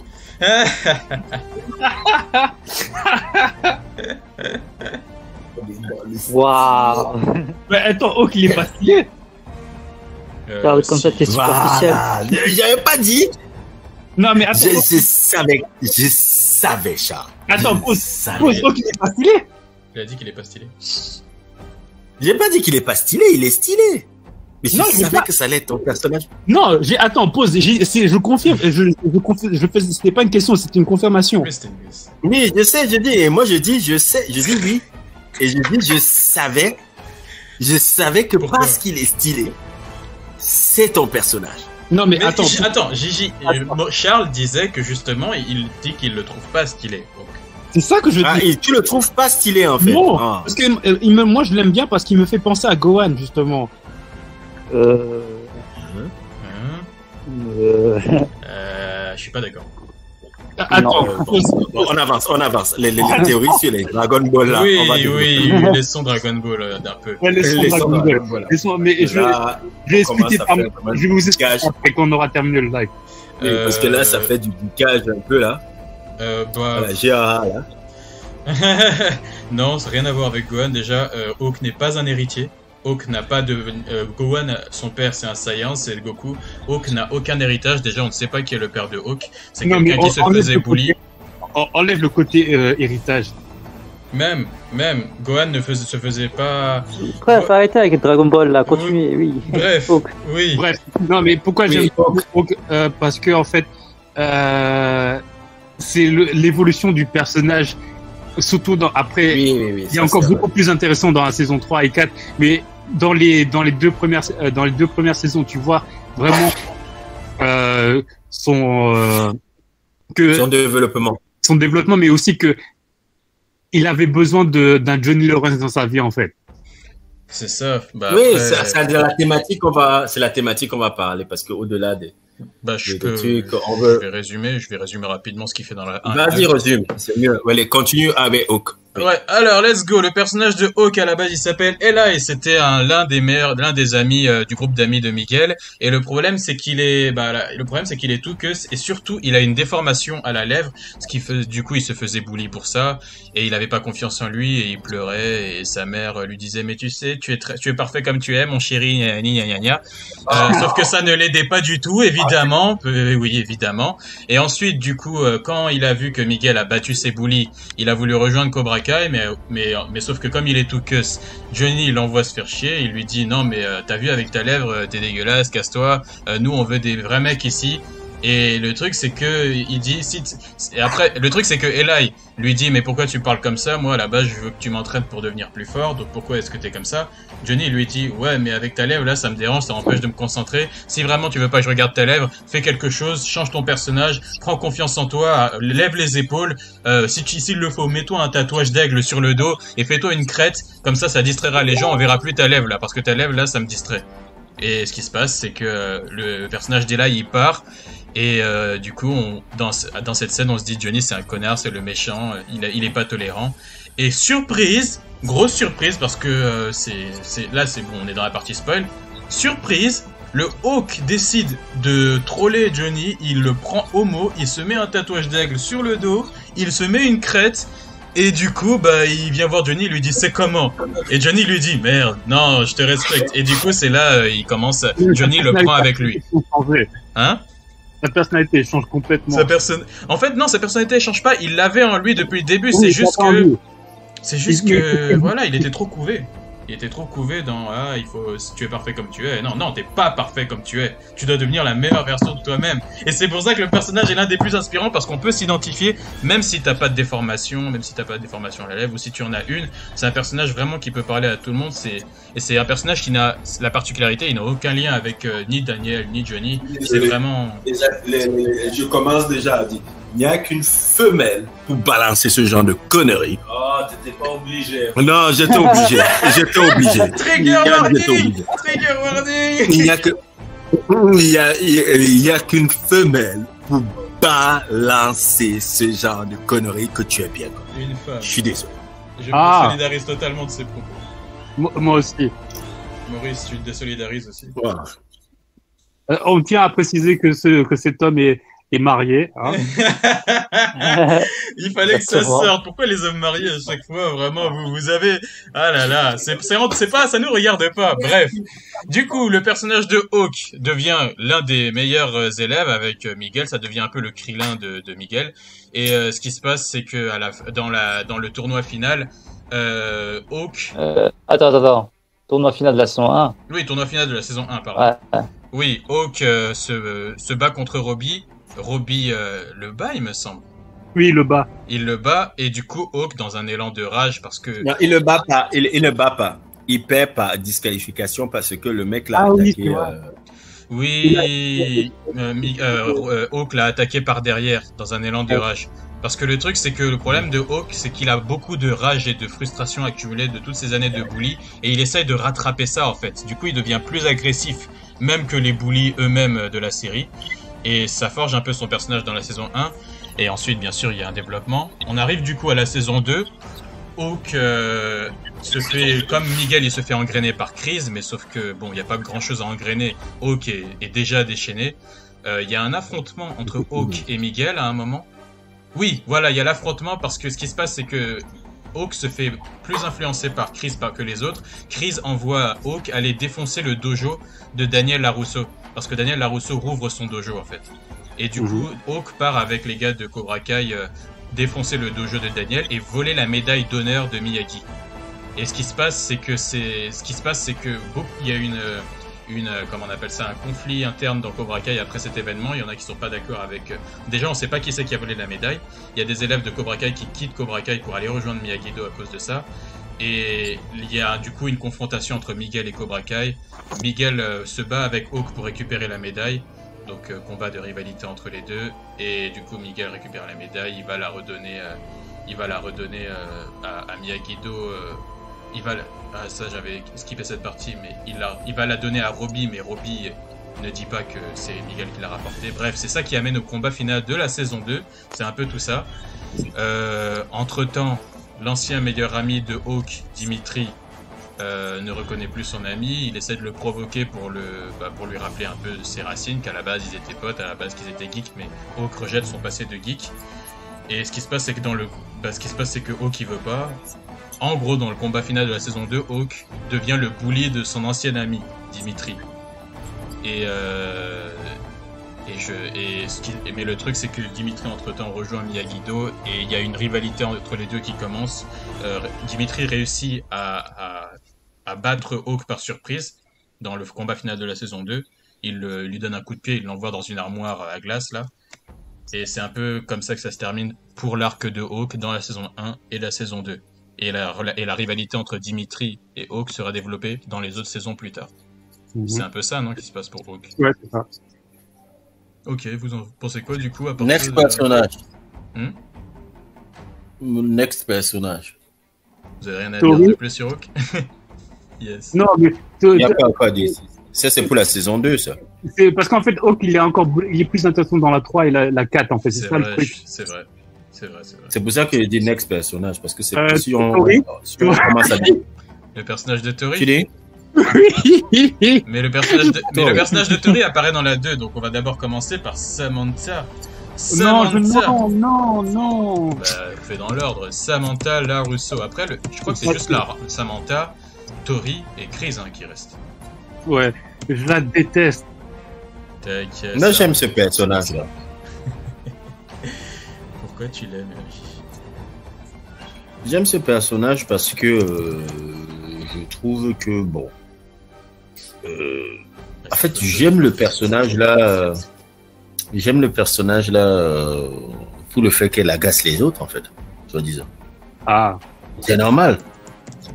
En fait, je trouve que c'est normal qu'une fille comme ça, là, puisse être comme ça dans l'univers là où elle a grandi. Tu vois qu'elle soit comment? Comment je sais pas. Ouais, c'est cohérent, quoi. J'ai pas compris. Cohérent. J'ai dit, c'est normal que Samantha ait ce côté un peu de dramaturgie où elle est un peu attention war, un peu. C'est un peu ça, non? Si on regarde un peu. Elle essaie juste de se faire accepter au début, en fait. Elle essaie au début, elle est avec, on va dire, les pestes du lycée, là. Genre... Non, elle veut... Mais justement, c'est ça qui est le truc avec Samantha, c'est que oui, elle essaie de se faire aimer de tout le monde, en fait. Et moi, elle essaie de se faire aimer de tout le monde. Oui. Elle essaie de se faire aimer en même temps des outsiders, des trucs. Elle ne sait pas trancher dans le vif. C'est ça. Elle ne sait pas trancher dans le vif. Donc, c'est représenté par quoi? Par le fait que elle entre dans un groupe d'amis de populaires. C'est ça. D'abord, dans un groupe d'amis de populaires qui a l'habitude de se moquer de sa meilleure amie d'enfance. Ouais. Et elle le sait. Elle dit, mais tu sais, il pense pas vraiment ce que tu dis. Ah, ça te dirait qu'on sort samedi soir un peu. Oui, elle essaie un peu de jouer sur tous les tableaux. Alors, une des raisons pour laquelle je la déteste, c'est un argument. Ça fait 1. Du coup, donc c'est ça un peu qui est... Dans la vie, tu peux pas te faire aimer par tout le monde. Et ça, c'est ça qu'elle apprend dans la série, et c'est ça que j'aime dans la série. C'est que ce personnage, justement, elle apprend aussi que dans la vie, tu peux pas te faire aimer par tout le monde. Des fois, il faut faire des choix. Des fois, tu peux pas comprendre tout le monde. Il y a des choses qui ont vécu il y a des gens qui ont vécu des choses que tu ne hein. En fait, le truc, c'est que, comme Gigi l'a dit, elle tient ça de son père, en fait. Oui, c'est vrai. C'est un peu une extension, et c'est ça. Par contre, c'est très bien écrit. C'est vraiment, c'est une extension un peu de son père. Elle lui ressemble, mais il y a des points où elle lui ressemble pas. C'est bon, là, je suis non, c'est pas que ça. C'est pas qu'elle ne le ressemble pas, c'est qu'elle s'est émancipée de ça. Elle s'est émancipée déjà du truc. Et c'est ça, c'est dans les saisons 3. C'est pour ça que je peux pas trop développer là. Mais elle s'est émancipée. C'est pour ça que je vous regarde quand vous dites que vous détestez le personnage. Je dis, mais tu vois pas l'évolution du personnage? Si, mais quand même. Parce qu'elle Après, moi, je suis pas totalement objectif dans la raison pour laquelle je la déteste. C'est juste, des fois, il y a des personnes. Non, mais toi, je t'écoute même pas. Je t'écoute même pas. Mais donc, pour résumer, oui, elle était avec le groupe des populaires, mais ensuite, elle s'est rendue compte que c'était des connasses. Du coup, elle est plus avec. Samantha, c'est la fille du personnage principal de Karate Kid. Oui. Daniel LaRusso, parce que Daniel LaRusso a 2 enfants. Il a Samantha et Anthony LaRusso. Qui lui, par contre, quand tu me demandes un personnage que je déteste, c'est lui. Ouais, bon, lui, là, on est d'accord. Ce gamin-là, j'ai envie de le citer à chaque fois qu'il apparaît. Et lui, on va la partie 2. Mais, oui, vas-y. Mais comment il a grandi de la saison 1 à 2, j'étais là, mais what? Oui, bon, bah ouais, il va prendre 18 ans. Ouais, bah ouais. Mais du coup, oui, pour Samantha, elle était avec les connasses, ensuite elle est plus avec elle. Et après, pour résumer, de la saison 1 à 2, il n'y a pas grand chose. Hein. Il y a juste du drama, elle provoque juste du drama. À un moment, elle est avec Miguel, à un moment, elle est avec Robbie. Et du coup, ça amène au grand combat final de la saison 2. Et elle se fait traumatiser par le personnage de Tori dans le combat final de la saison 2. On passe à Tori, du coup. Juste une parenthèse sur Samantha. Je tiens juste à préciser que je suis féministe, mais la phrase que je vais dire va paraître misogyne. Les phrases de connasse femelle là. Ouais, non mais tu as changé, je te reconnais plus Miguel. Ah putain. Je me désolidarise de ses propos à lui aussi. Cancellez-le. Je ne te reconnais plus, Charles. Charles, je sais pas, t'as changé. Moi, je pensais pas d'être comme ça. Tu sors les mêmes phrases, Maurice. Quoi? Oui, je te reconnais plus, Miguel. Tu as changé. Oui, elle est trop vanille, bonbon, machin. Ouais, en même temps, elle veut jouer... de morale, là. Ouais, c'est une donneuse de leçons. Mais quelque part, c'est vrai que Gigi a raison. C'est logique que le personnage soit comme ça.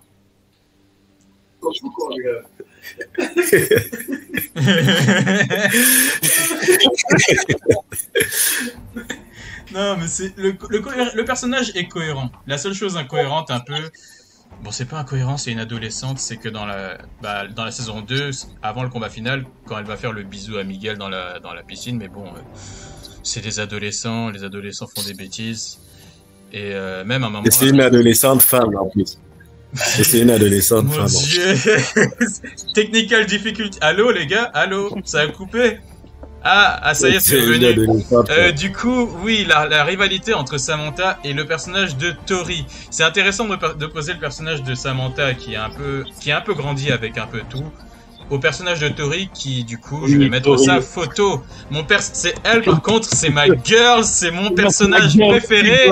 C'est mon personnage préféré avec Johnny Lawrence. C'est elle, je la suivrai jusqu'au bout du monde. Quoi qu'elle fasse, quoi qu'il se passe, c'est my girl. Aina, elle est quirky. Non, ça c'est toi, ça. Elle est pas quirky. Non, c'est toi. C'est toi.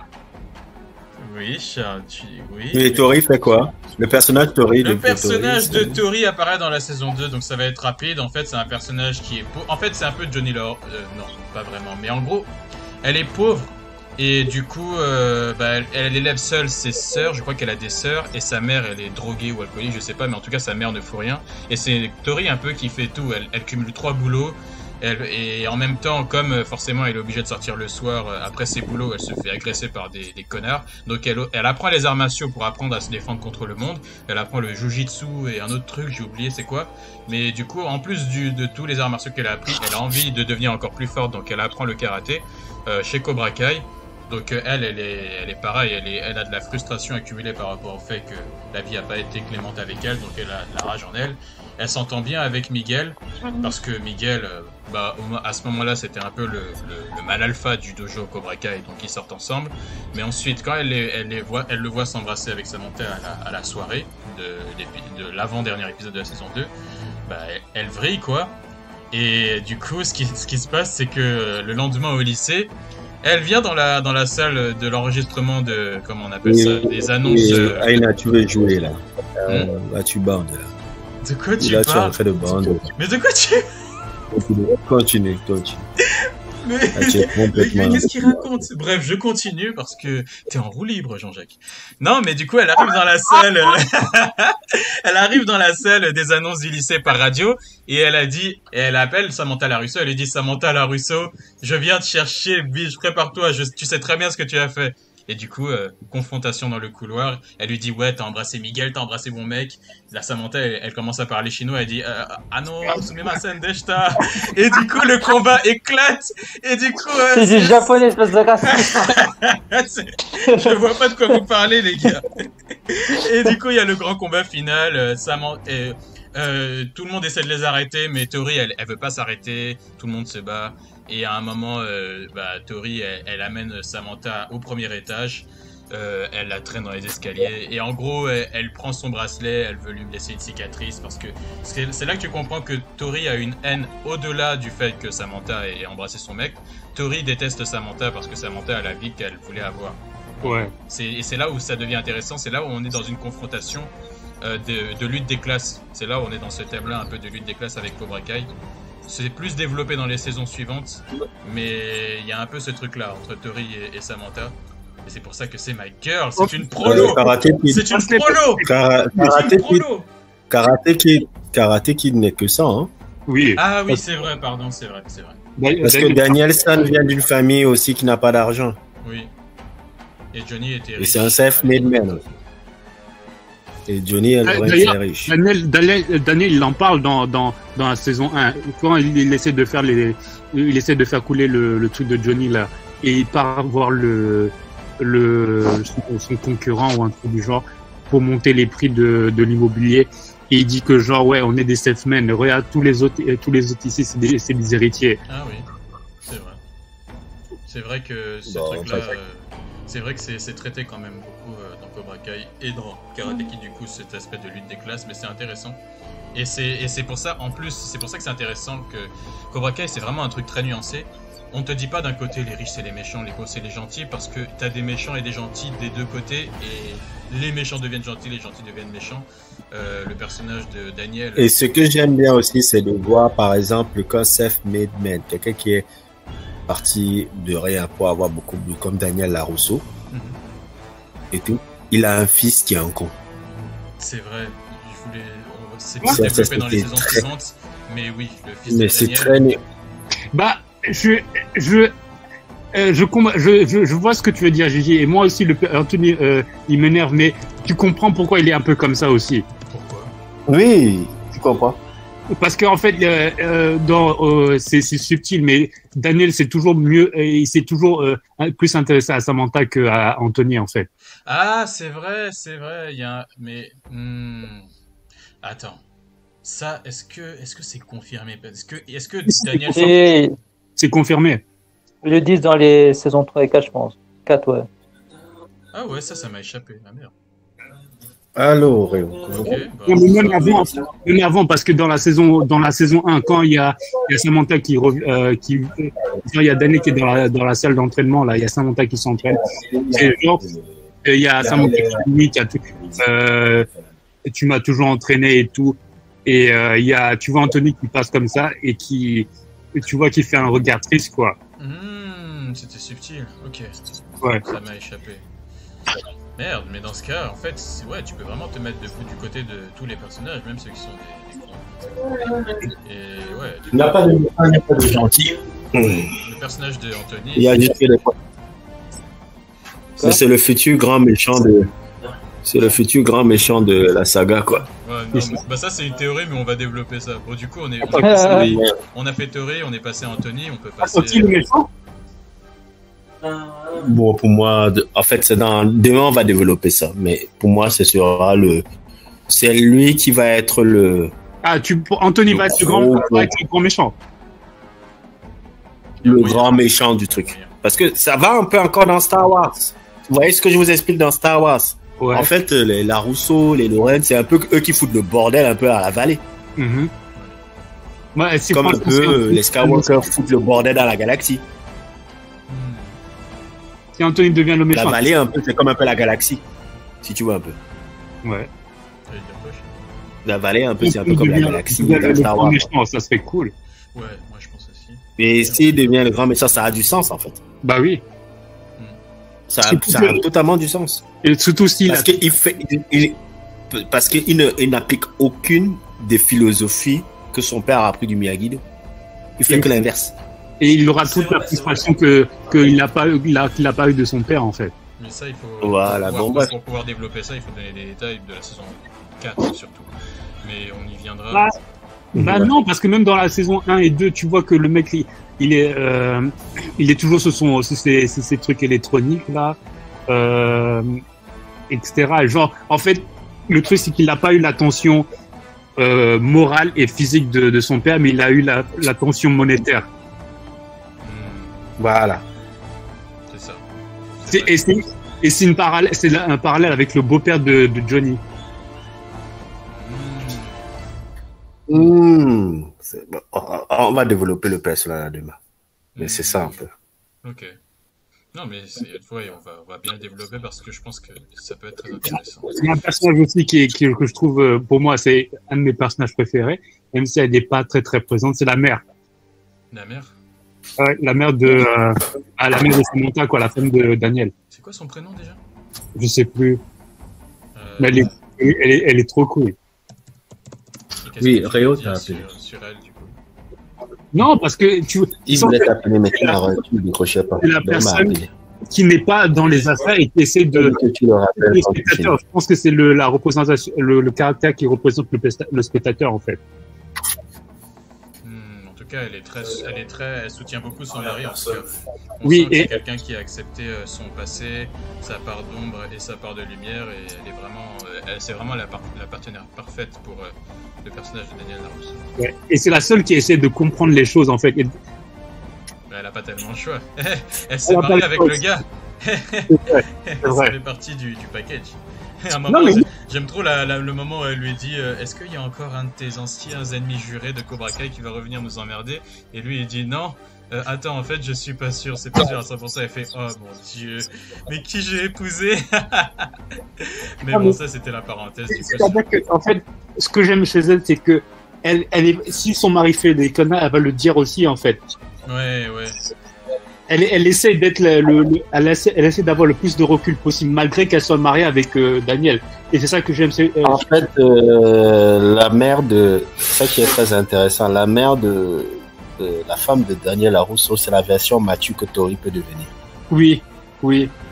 C'est pour ça qu'elle a pris même sous son aile un peu, parce que quand elle était jeune, elle était un peu comme Tori. C'est ce qu'elle explique. Bon, ça c'est dans la saison 3, je ne sais pas par exemple. Yes.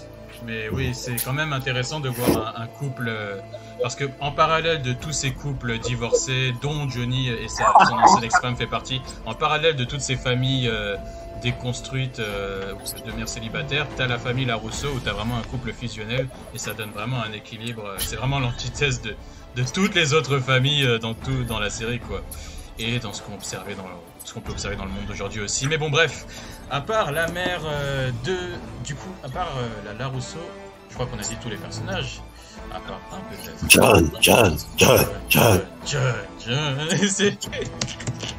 John, Chris. Je te laisse l'honneur, Gigi. John Chris. Je pense que celui-là, c'est mon personnage préféré depuis Karate Kid. C'est-à-dire,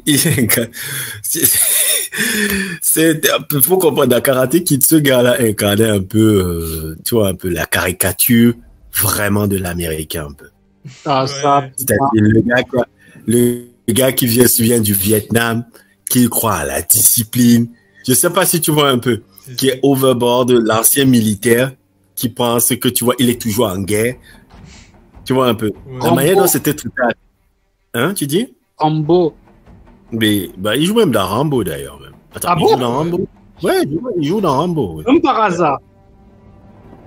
Et... Oui, il joue dans Rambo. Je sais pas si c'est Rambo ou... Oui, il joue dans Rambo. Je sais pas, c'est Rambo 2 ou je sais pas. Il joue dans Rambo, en tout cas.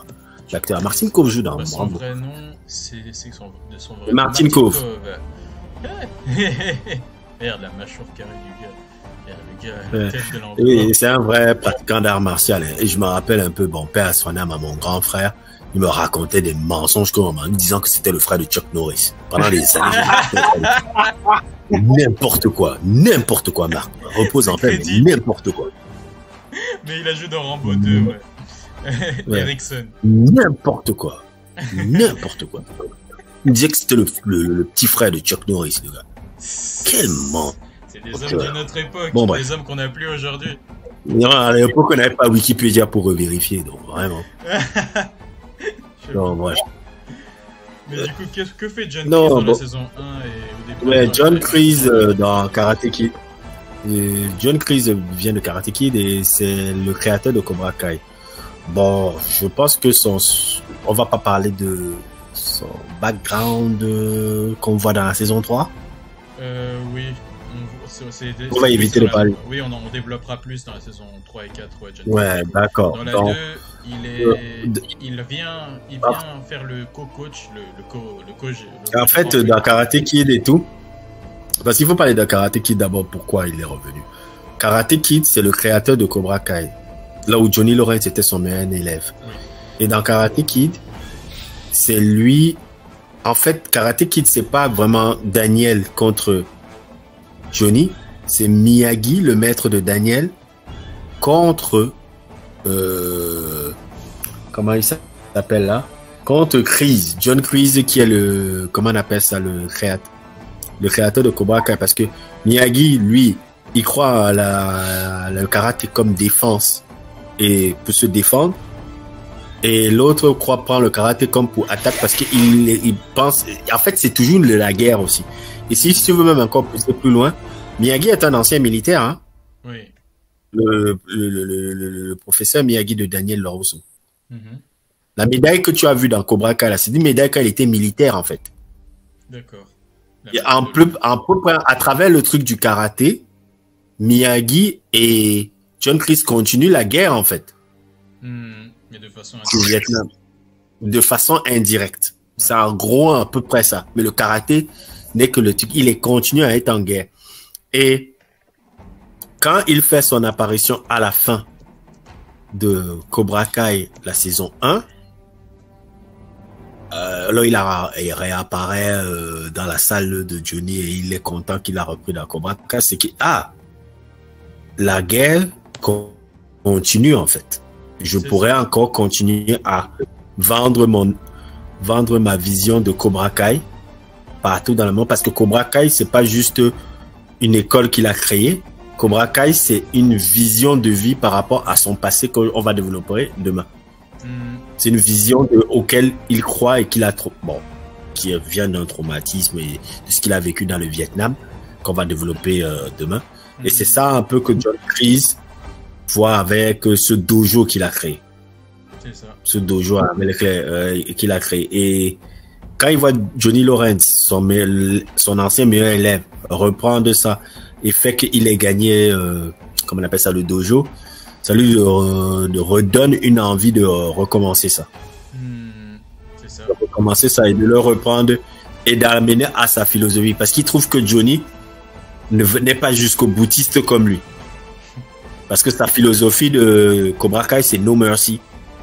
Sans pitié. Strike first. Aucune pitié. Strike first. No mercy. C'est strike first et no mercy. Sans pitié. Pas de pitié, alors qu'il trouve que Johnny est trop soft, quoi. Voilà, et il trouve que Johnny est trop soft. Et c'est ça qu'il veut reprendre pour l'amener dans ce truc qu'il crée, quoi. Et John Kreese jusqu'à la saison 2, je sais pas, la saison 2 finit encore comment? La saison 1. La saison 1, il fait juste son caméo à la fin et c'est un peu comme le grand méchant. C'est le cliffhanger de la fin de la saison 1. Mais... C'est le Palpatine de l'histoire. C'est ça. Mais en fait, dans la saison 2, on te casse ça rapidement parce que dans le premier épisode, ils s'affrontent avec Johnny et Johnny gagne parce que maintenant John Kreese est devenu vieux. Mais ensuite, au cours de ce combat-là, finalement, ils finissent par discuter et finissent par s'entendre pour diriger le Cobra Kai ensemble. Mais petit à petit, Johnny se rend compte que Kreese influence les élèves et qu'il est un peu en train de rompre la vision de Cobra Kai. C'est-à-dire qu'après la victoire non un peu déloyale de Miguel, il voulait justement que Miguel prenne une autre direction, mais Kreese encourage Miguel à n'avoir aucune pitié. Et du coup, à un moment, Johnny veut dégager Kreese, mais sauf que Kreese, il joue la carte de la pitié parce que, en fait, Johnny découvre que Kreese, maintenant, il vit dans une espèce de refuge pour les anciens vétérans de la guerre du Vietnam, c'est ça? Exactement. Les espèces je sais pas, de HLM aux États-Unis là, et genre avec les junkies, les gens amputés. Là. Ouais, les espèces d'endroits miteux là, et ça casse quand même quelque chose de voir le personnage de John Kreese dans ce contexte-là, parce que justement, c'est un épisode qui arrive au milieu de la saison 2. Pendant tous les premiers épisodes, on voit jamais où il dort, on voit jamais où il vit. On voit juste que il est derrière Johnny et qu'il montre cette image d'homme fort et imposant. Mais quand on le voit dans ce contexte des EHPAD, avec les gars qui ont les bras coupés, les junkies, les pauvres et tout, ça fait un peu pitié et on se dit mais en fait c'est un vieil homme, c'est un vieux monsieur le gars là, c'est un gars fatigué, triste. Et du coup Johnny se prend en pitié pour lui et du coup il laisse Kreese l'aider. Mais Kreese n'est pas aussi faible que Johnny le pense et il en profite pour rallier les élèves à sa cause, les monter un peu contre Johnny et un peu l'évincer petit à petit. Pendant ce temps, Johnny, lui, il le voit pas dans la deuxième partie de la saison 2 parce qu'il est distrait par rapport à son fils, par rapport à d'autres choses, par rapport à Miguel. Et à la fin, quand Miguel se fait jeter du haut du balcon par Robbie et qu'il est paralysé dans le coma, Johnny est dévasté, il revient au dojo et quand il arrive au dojo, il découvre que les élèves se sont totalement retournés contre lui, qu'ils suivent totalement Chris parce que les élèves en gros le blâment de ce qui est arrivé à Miguel et John Chris lui dit qu'à la base c'est moi qui ai créé Cobra Kai donc voilà, tu peux pas t'opposer à ça. Et puis en plus c'est à cause de ta pitié et de tes valeurs faibles que le gars se retrouve dans le coma, donc t'as rien à faire ici. Et il renvoie Johnny. Et c'est comme ça que se finit la saison 2. Chris a repris le contrôle de Cobra Kai. Il est redevenu en gros le Palpatine a pris le contrôle de l'Empire. Voilà. C'est à peu près ça. Et je crois qu'on a dit tout sur la saison 1 et 2. On n'a peut-être pas parlé du personnage de la meilleure amie de Samantha là, mais est-ce que c'est intéressant? Ouais, mais elle disparaît un peu, donc... Ouais, elle disparaît. Non, c'est pas vraiment important. Non, je pense qu'on peut en parler vite fait, parce que sinon on va me dire qu'on est des... J'avoue. Elle s'appelle comment? Les gars, vite! Moi je sais comment elle s'appelle, hein, c'est juste pour vous tester. Ah, sure. Je ne connais pas comment elle s'appelle et franchement, voilà quoi. Non, je te jure, mon gars, elle est pas morte. Moi je sais comment elle s'appelle. Merde, et où sa tête? Elle ressemble à quoi déjà? Nicole Brown.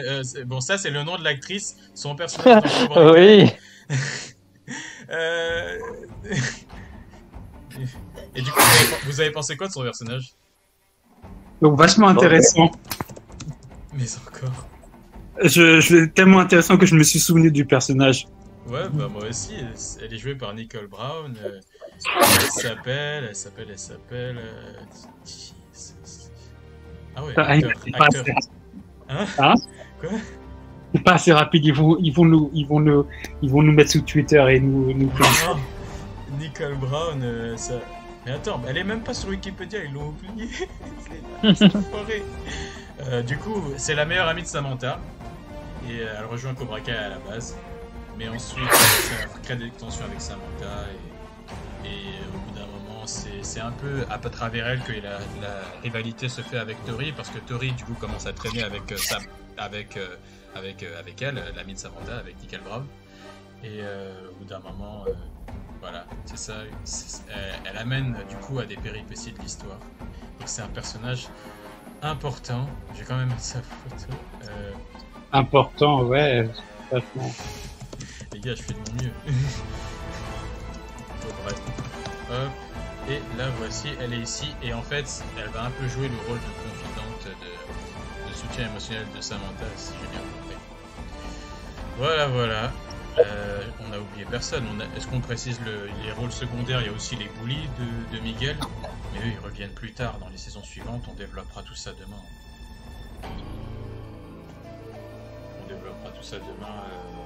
En tout cas, vous avez pensé quoi globalement de la saison 1 et 2? Vous avez préféré laquelle des deux? De la saison 2. Enfin, les deux sont très bien. Hein. Bon. Moi, j'ai préféré la 1, globalement. La 2, c'est vraiment l'épisode final qui rattrape tout. Ouais, parce que c'est vrai que le début de la saison 2, putain, tu rames, hein, t'es là, ouais. Oui, c'est des développements, tu pouvais boucler ça en moins d'épisodes. C'était intéressant, c'était nécessaire, c'était le calme avant la tempête. Voilà. Ah putain, la tempête était forte, hein, god damn. La tempête était incroyable, et justement, Gigi, on en parlait du combat final de la saison 2 avec les plans séquences, les combats qui ont la profondeur de champ, genre t'as un combat au premier plan, un combat au deuxième, et même des fois un combat au premier, au deuxième et au troisième, mais c'est synchronisé, et on savait pas, il s'était inspiré de quel film pour faire ça, ou si c'est vraiment Cobra Kai qui l'a créé ce truc là. Je sais pas, bon, après moi je suis pas trop fan de films d'action et de films d'arts martiaux, donc j'ai pas de bonnes références là-dessus, mais je sais pas si vous avez une idée. Bon, vous avez pas d'idée. Bon, je vais quand même mettre la photo des chorégraphes de Cobra Kai, parce que ça on n'a pas assez cherché ça. Ouais. C'est qui ont chorégraphié cette série là? Bon, sorry pour le silence, mais bon, on va quand même mettre leur photo et on va finir sur ça. Hop, parce qu'ils ont fait un super boulot.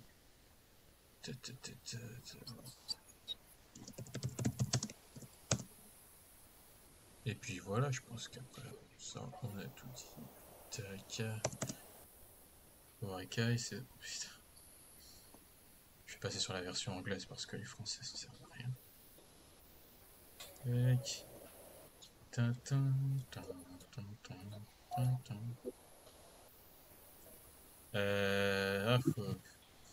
Vous disiez quoi encore là? Non, rien. Parce qu'on a complètement, il y a eu un blanc là, j'ai rien compris. Moi, je faisais de mon mieux pour meubler, mais vous m'avez laissé tout seul. J'étais complètement meublé là et tout. Et on était encore où là? Bah, on a fini. Hein. On a fini, je pense. J'essayais juste de retrouver les chorégraphes de Cobra Kai, mais j'arrive pas à trouver. Non, les chorégraphes de Cobra Kai, je sais plus. C'est énervant un peu quand tu j'arrive plus à retrouver les noms. Et il faut se rendre compte de les chorégraphies par rapport à Karate Kid. Là, ça, franchement, c'est le jour et la nuit, quoi. Parce que Karate Kid, clairement. C'était du n'importe quoi. Et il faut dire qu'en grandissant, j'ai commencé à détester, parce que c'est un peu du wishful thinking, un peu. De penser que un Chinois qui sera un Asiatique va t'apprendre le karaté, va te débarrasser de coulis, parce que non, n'importe quoi. Non, n'importe quoi. Donc, c'est un peu... On a tourné tous les autres personnages, c'est ça? On a tout dit. Hein. Les autres, on développera plus dans la saison 2 et dans la saison 3 et 4. Mais voilà. Mais j'arrive pas du tout à trouver le chorégraphe de Cobra Kai, donc ce sera pour le prochain live, hein, parce que les gens de l'ombre comme ça, qui veulent pas se montrer, c'est saoulant aussi de les déterrer. Et ce que je peux le truc, c'est que vraiment la thématique de Cobra Kai, comme on a dit, c'est vraiment sur la recherche d'une figure paternelle qui permet, c'est vraiment de ça que ça parle. Et comme on voyait, on disait l'antithèse parfaite de la culture woke sur Netflix. C'est ça que j'adore dans la série, c'est qu'il y a une critique sur tous ces conneries-là. Critique sur même la manière dont la parentalité, c'est un peu l'éducation, en fait. On peut le voir avec le père de Daniel Larusso et le père de Daniel Larusso. Non, Daniel Larusso avec son fils, par exemple, qui est délaissé. Et on peut le voir aussi avec Johnny Lawrence, un peu. Johnny Lawrence qui est une figure paternelle un peu pour certains de ses enfants outsiders qui n'ont pas de vraie figure paternelle dans leur vie et qui les apprend un peu à être beaucoup plus agressifs, beaucoup plus... Ils ont un autre son de cloche. À s'affirmer. Cloche trop maternelle de tu es parfait comme tu es, tu n'as rien à changer, c'est au monde de t'accepter. C'est maternel, ça. Le côté paternel, c'est justement la réalité, c'est pas ce que tu veux, forcément, c'est à toi de te battre et te battre, quoi, t'améliorer, etc. C'est intéressant d'avoir un respect comme ça du thème de la paternité, et ça devient de plus en plus rare, j'ai remarqué dans les productions aujourd'hui, la paternité reléguée au second plan, et même il y a certaines, même célébrités, hein, qui vont même encore plus loin en disant que un père ça sert à rien, quoi. Qu'une mère célibataire c'est génial, les mères peuvent tout faire, ce sont des super-héros. Les mères peuvent tout faire, le père ne sert à rien, quoi. Le père ne sert à rien, et même le père ne sert à rien, même pour avoir des enfants, parce que tu peux voilà, avec la PMA, tu peux tomber enceinte toute seule, mais donc du coup c'est un autre son de cloche d'avoir quelque chose. La scène de John Kreese. Moi j'ai envie de te dire, tu vois plus des mères célibataires qui élèvent des enfants que des pères célibataires qui élèvent des enfants. Moi je dis ça, je dis moi le John Kreese. Elles ont la garde plus facilement. Bref. Moi quand John Kreese apparaît dans le dojo de Cobra Kai et qu'il voit les enfants, il voit un gamin là avoir de future is female. J'ai préparé l'extrait. Si on peut, est-ce qu'on peut diffuser des vidéos en synchronisation Google Meet? Vas-y. Terminer sur ça. Comme ça, en même temps, on teste pour voir si le son il sert ou pas, parce que je pense que vous aurez l'image, mais je sais pas si vous aurez le son. Et on va terminer sur ça. La scène mythique, parce que ça c'est la saison 2, ça, donc il faut la montrer maintenant. C'est maintenant, c'est... Cette scène-là, je crois que j'ai failli avoir une attaque. Il fallait avoir une attaque tellement j'ai rigolé. Moi, j'ai eu cette scène, j'ai cru que j'allais mourir. Je rigolais pendant des heures. Mes voisins sont venus toquer à la porte. On va voir si je peux la mettre ou pas. Vous me dites si le son sort chez vous. Comme ça, au moins, on saura. Ouais, c'est bon, on peut voir. Mais est-ce que vous entendez? Il y a du son qui sort là? Non. Vas-y, mais. Il n'y a pas de son. Il n'y a pas de son. Il n'y a pas de son. Est-ce que si je débranche les écouteurs par hasard, peut-être Ouais, c'est bon. Bien, on entend. Jesus Christ.